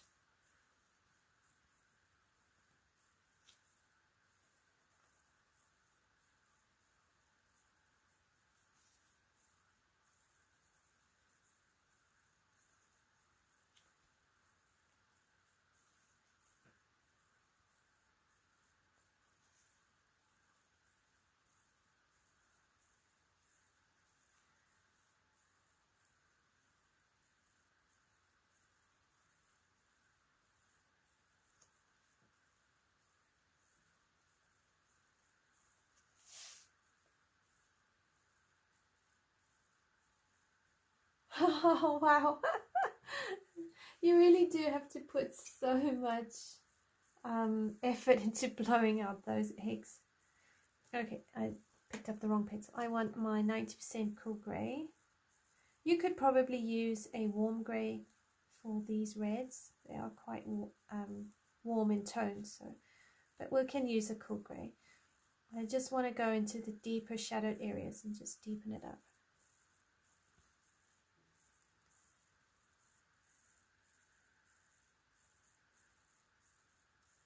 The ramen is really yum. But then after the second birthday, so I did ramen 2 birthdays in a row for him. We then worked out that what he really liked was the broth. So I was like, okay, we don't need to be putting all this effort trying to find all these ingredients. If you just like the broth, we can just give you the broth. And I mean, all that you really need is just really chicken stock. So that was a good chuckle.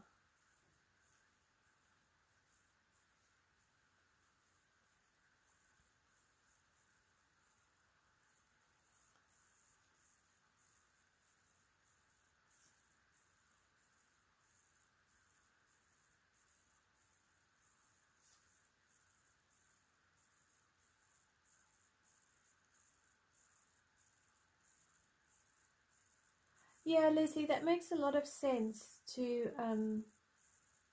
do the paper towel and rice eggs. I'll actually give it a try because I've got eggs at home, and they do like to eat the boiled eggs anyway. If not the kids, then at least hubby will eat them, because at night he likes to snack. So, or when he comes home from work, he's often hungry, so give him a nice snack. So I'll definitely give it a try. I'm pretty sure I've got blue or green food coloring in the kitchen, so I can give it a whirl.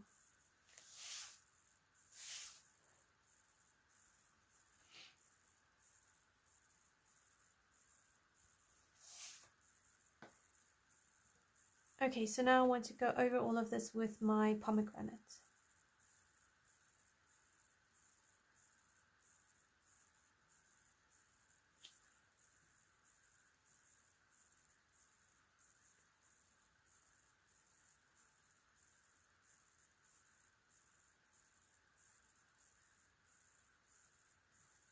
And here I will use a bit of a medium pressure because I want to build up this a bit more, and then I can blend it out with maybe that Deco pink.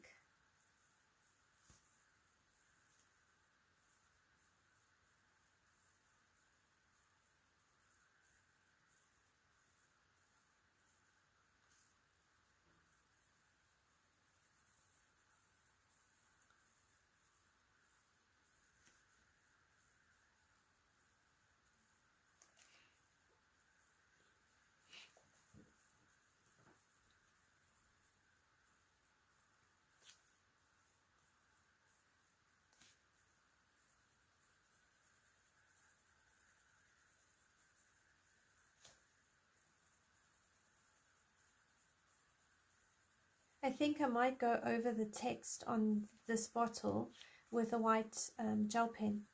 I think it will stand out better than black text.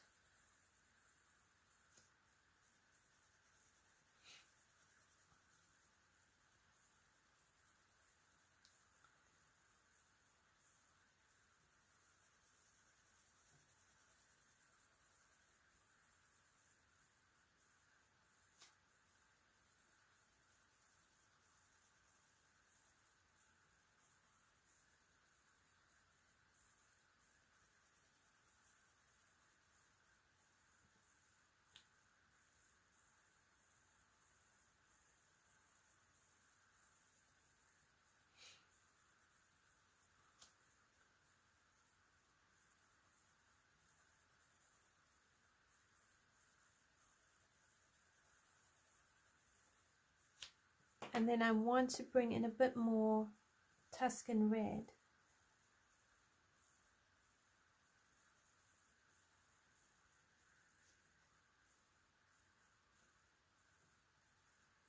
I think if you used a crimson red, it would also work quite well instead of the Tuscan Red.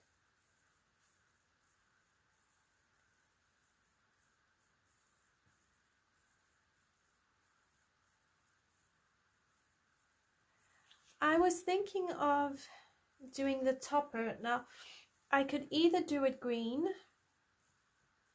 and then make the pearls here could be purple. I don't know whether to do the pearls white and make the toppers all kind of like a lighter color so it stands out and grabs more attention. I'm not sure.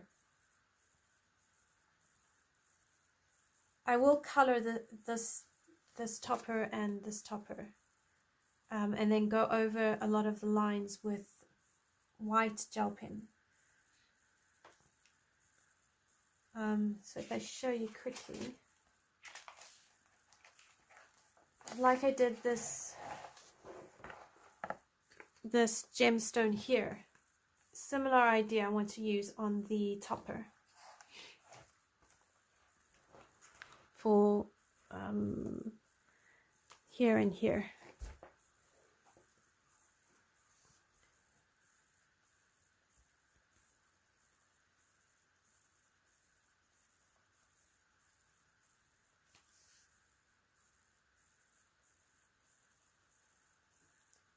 We could do it red actually, because with the white it will break it up a bit, so we could do it red. It might work better, come to think of it. Okay, so I'm going to try the Deco pink.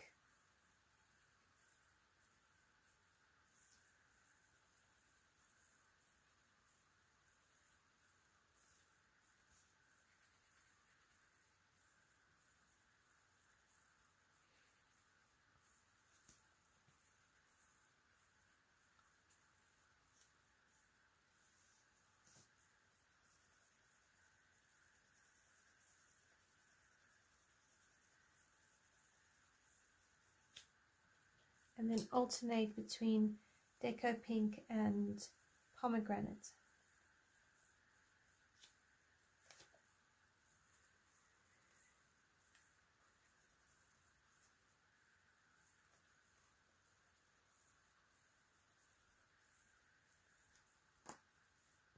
Which keeps a slightly cooler feel to the red.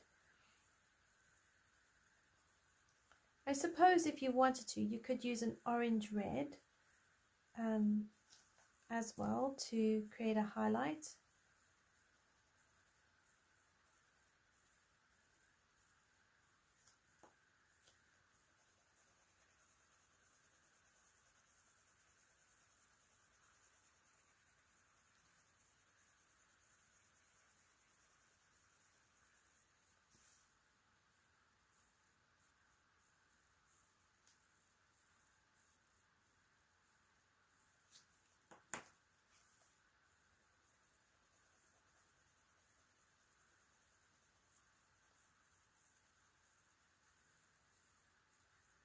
So the other thing I've been doing is my middle son, he decided that he wanted to color in one of the Christine Karen pictures in Fairies and Fantasy too. So he decided he wanted to do a buddy color with me. And while we were doing we started, I then thought actually it might be fun to film him and I coloring together, because he might ask questions that beginner colorists or even other people who are wanting to go into colored pencil might ask. So I thought I would put that up on the channel once I finished editing it and see how people take to it.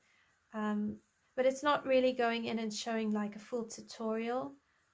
So I do walk people through, or I walk the viewer through the process, and I walk my son through the whole coloring process and how to do each element, because sometimes I forget, you know, some of the basic stuff, because you know you advance and you grow. So it'd be interesting to see what people think of those sort of type of videos. But I'll create a separate playlist where it's like buddy colors with my 10-year-old or something like that, and then people who are interested in it can watch, and those people who don't fancy it can go to a different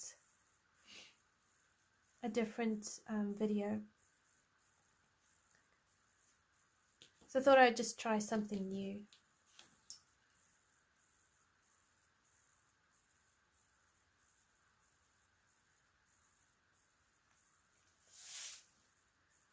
It's like he wanted to do the portrait we're coloring in. He wanted to give her a specific color dress, and I said to him, well, maybe we need to finish the rest of the portrait before, so he could see that sometimes you have to see other things together to get a bit of a feel.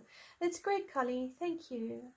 I'm glad that would be interesting to you. So will be slightly, how I filmed it is my picture next to his picture, so the viewer can see both pictures being colored at the same time, and then you can see the very different levels and how it comes out. Okay, so I'm going to do the topper now.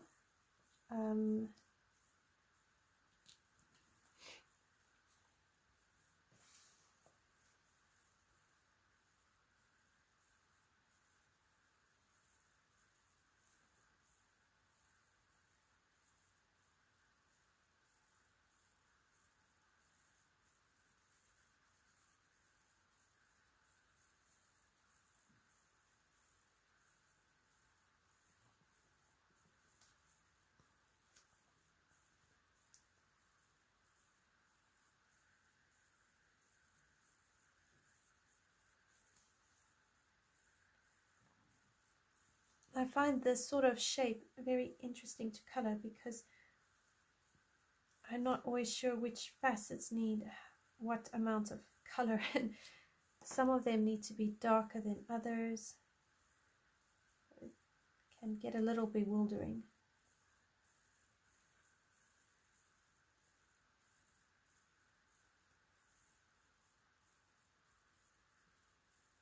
So this is the black raspberry I've got in here.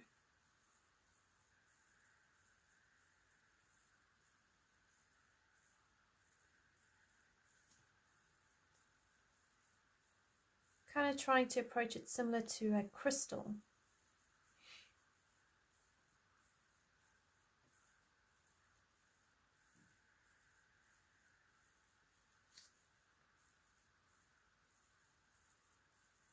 Yes, a female portrait. So it's in Fairies and Fantasies too, and he actually chose it. It's if you do have the book, it's the hydrangea page.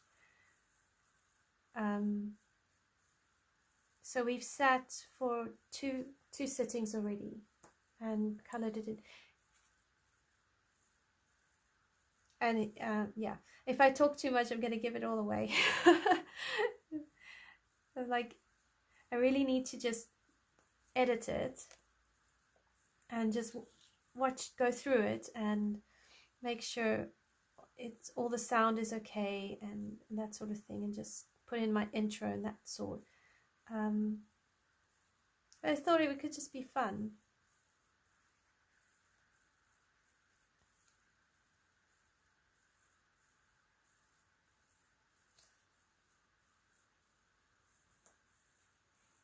He's a really interesting character because he also actually really likes flowers. So whenever spring comes round and the daffodils are out, I'll actually go and buy him at least one bunch of daffodils, because he just loves flowers and he likes bulbs. So we're waiting to see if we can find some more topsoil and then plant some more bulbs for him. And I'm trying to encourage him to, you know, that it's really a great thing, and that, you know, boys can be interested in flowers, and it doesn't always have to be, you know, boyish things like sport. And he can also be interested in other things.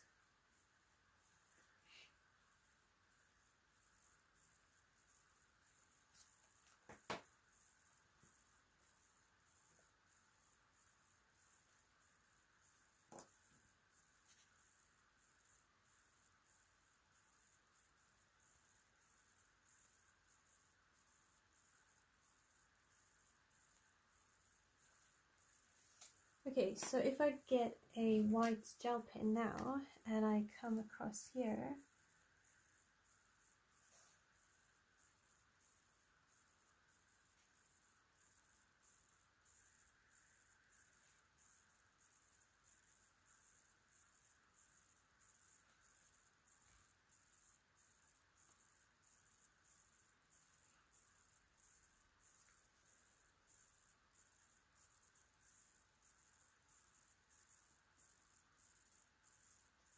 I'm sure your gnome picture is beautiful.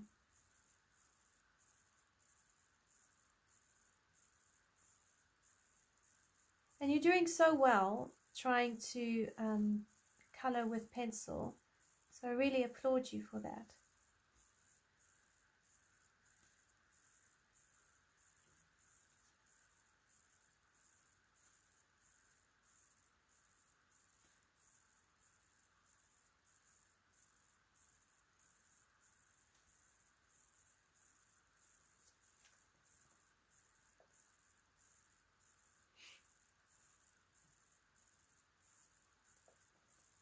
Okay, so that's how I kind of would do the topper.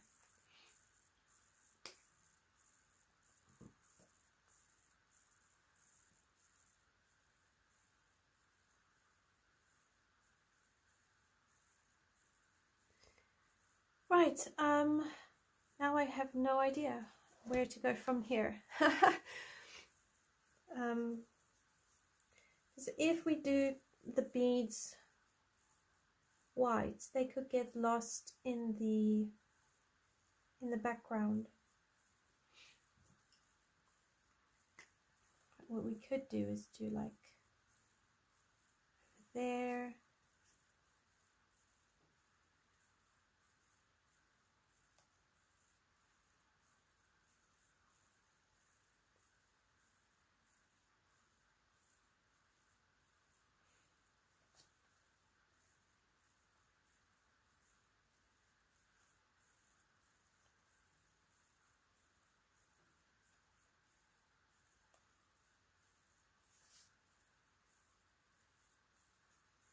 Just put a bit of white pen.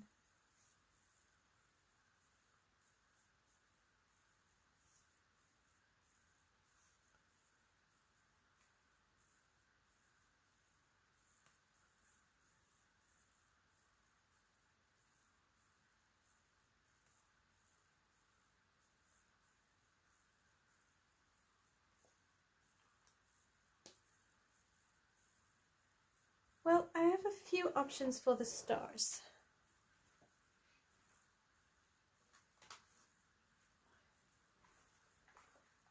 So for the stars, we could color them in.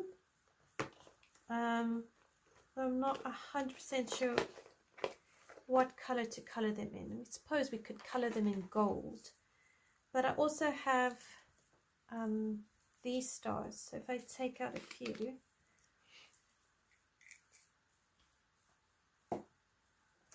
I like these sort of confetti things. And I could do like, I just don't always put enough glue, so they sometimes fall off. Could glue them in like that. And sometimes, to be honest, I find I just want to be lazy.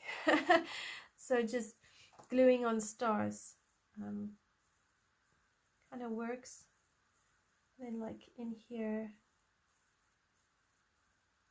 glue on those stars. So I try and get them to kind of go into wherever.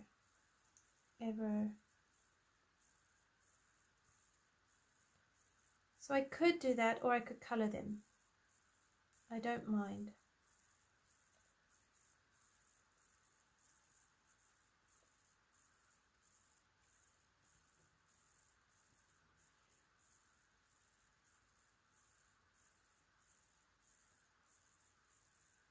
Yes, they do look like baubles.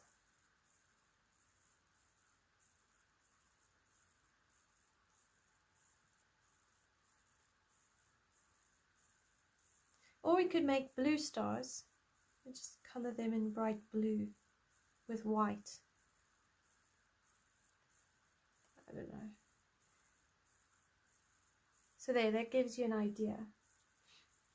Oh, thank you, Leslie. That's lovely.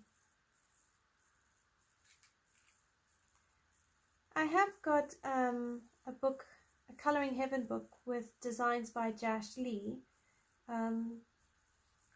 And there's some women in there, there's a couple of men in there. But interestingly enough, he hasn't gravitated to it. They're quite keen on the Alien World Kirby book, because I showed them the flip through on YouTube, and they quite like it. So I thought, okay, I don't mind it too much. I think because it's alien, I can get my head around it a bit more, and then they can share it with me. Okay, so we'll do blue stars. So I'll do like bright blue stars.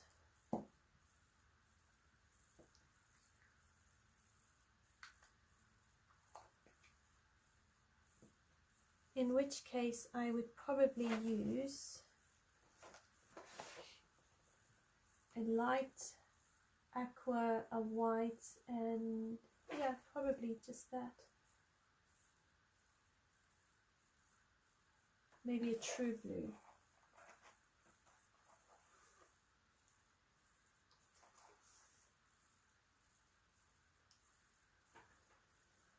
And then a white pencil.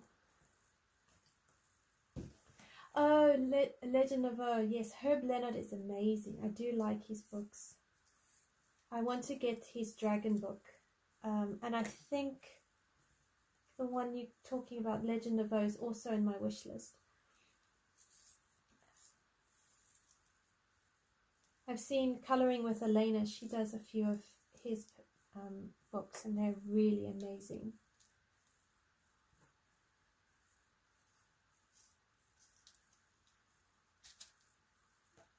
My middle son, he also does like diamond art, but he does it for a bit and then he gets bored, and it's always, when can we watch TV? When can we play TV games?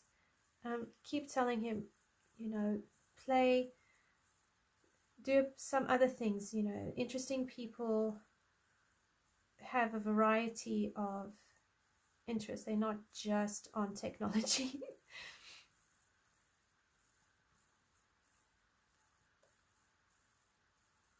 Good night, Carly. Thanks for joining. It was lovely chatting to you. Hope you have a great rest of your evening and your day.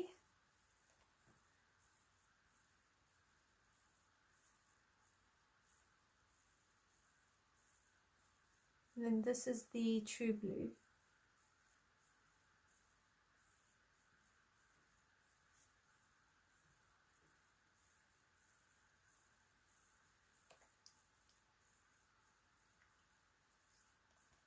And then the white.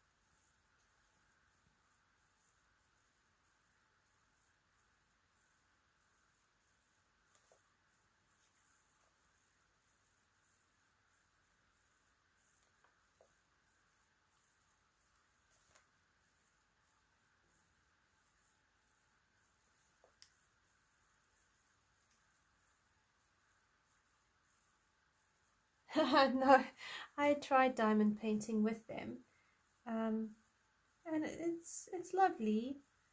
I'd rather do diamond painting than do tapestry. Okay, so going over that with white gel pen isn't going to work. So yeah, I'd rather do diamond painting than tapestry any day. But I find the challenge in diamond art, after a while it gets boring, it just gets monotonous. But I don't mind helping them with it. You know, if they get stuck and they just need a little bit of help, I don't mind helping.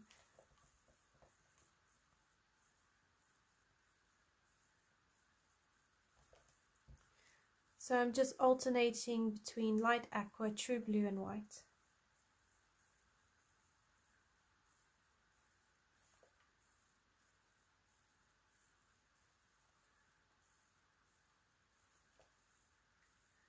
So I will do a few of the stars and then I'll do the rest off camera. Otherwise we're going to take another hour just doing stars.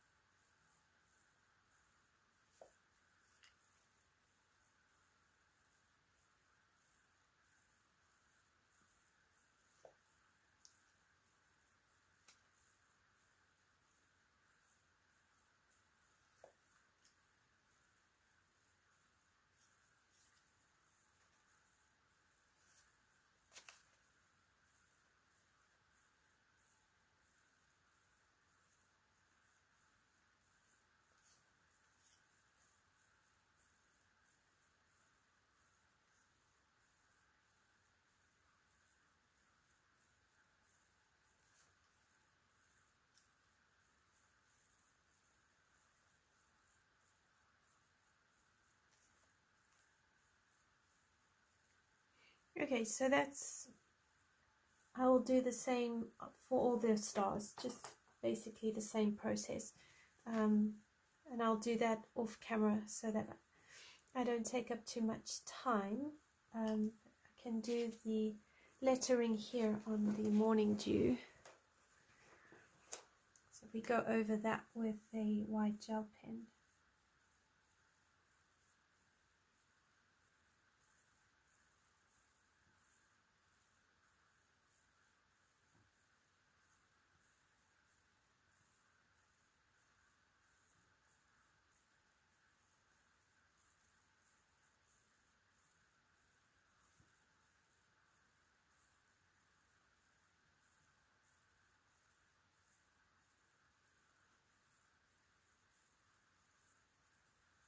There we go. So that at least stands out, and maybe do this here.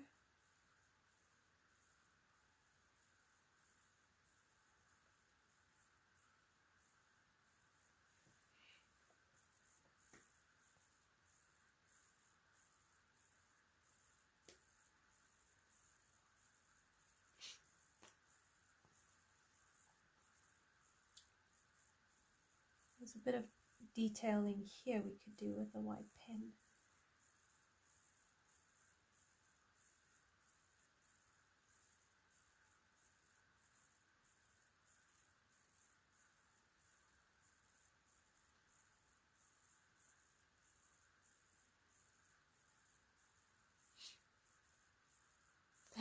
Well done.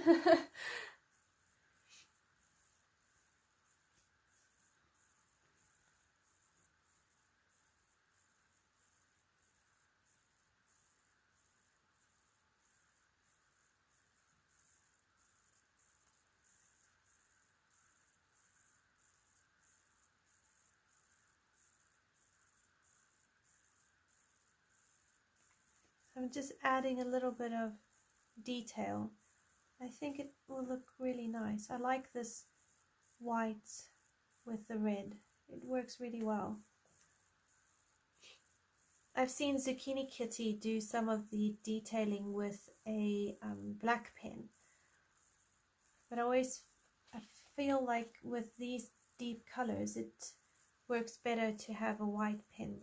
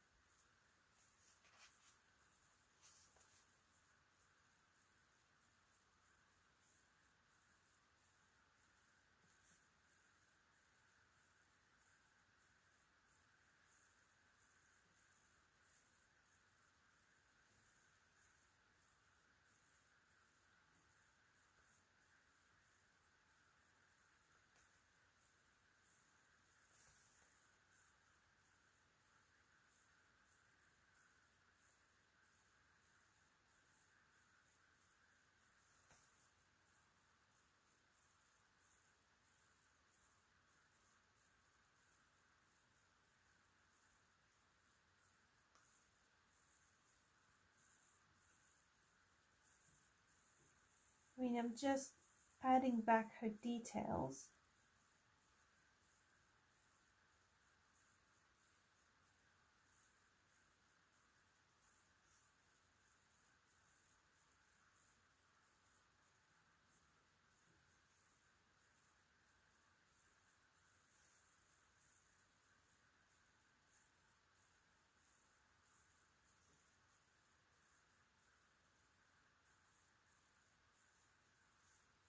And kind of adding my own interpretation as I go along.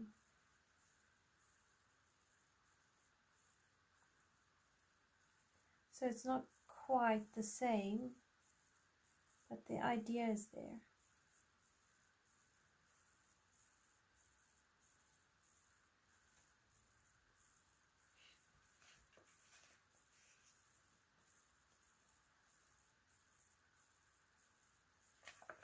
can't remember if there was anything up there. You could add something in here if you wanted to, but I think I might leave it. And then on the purple one, I missed this section here with the pink, so just I'm going to add it in quickly. And then in our next live we can finish the details, because it's still going to take me about an hour to work out how to do the ribbons and what color to do the ribbons.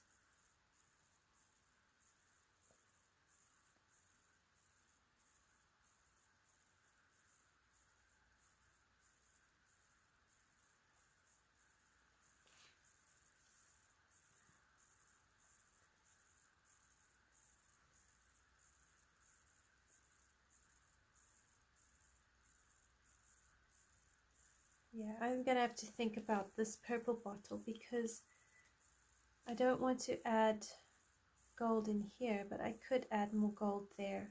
So I might still bring out some of the rose gold back and just do these bits with rose gold, and then do, I've got gold glitter glue, which I actually could maybe use that instead.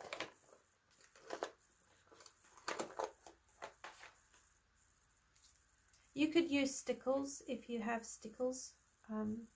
I just use a just general cheap glitter glue.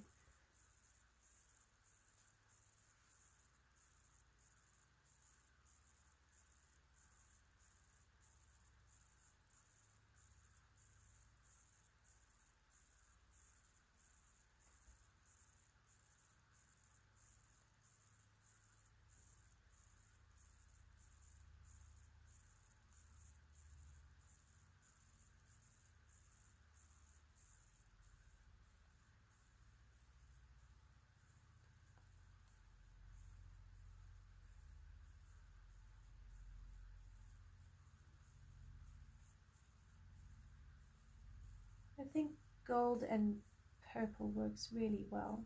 I think because they're contrasting colors, so they work well on the color wheel.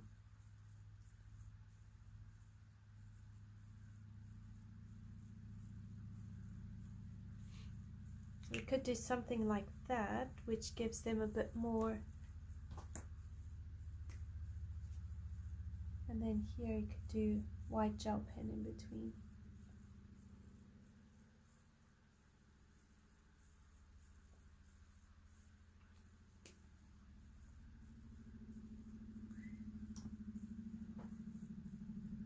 And then I'll give some thought to the decorations and see how they end up looking. But yeah, that's pretty much how we're gonna do it. This red topper up here needs the red bits, so just the pomegranate red.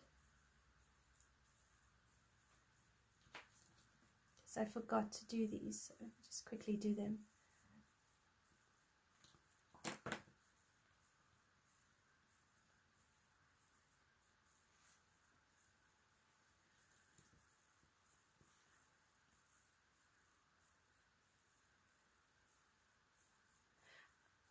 Leslie, I used gold stickles, and then all the other gold bits, or the embellishment, I used gold foil.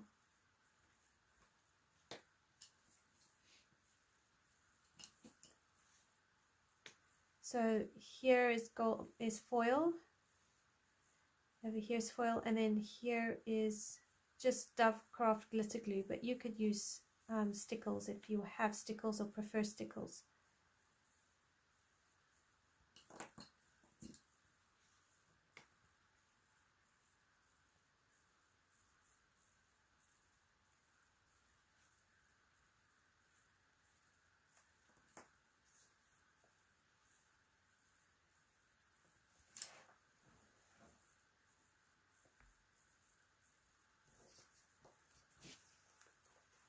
All right, there is what it looks like.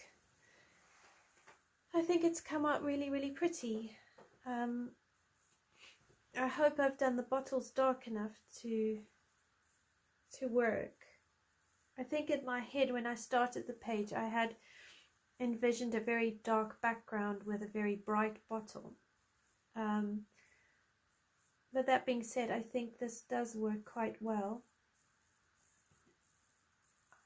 Yeah, so in next week's live, we can finish this page, and then we'll, if we've got time, we can finish the Rita Berman Asia page we started in the previous live stream.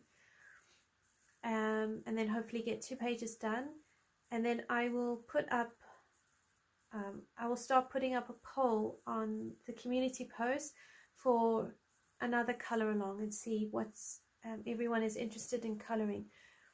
I've got a few ideas, and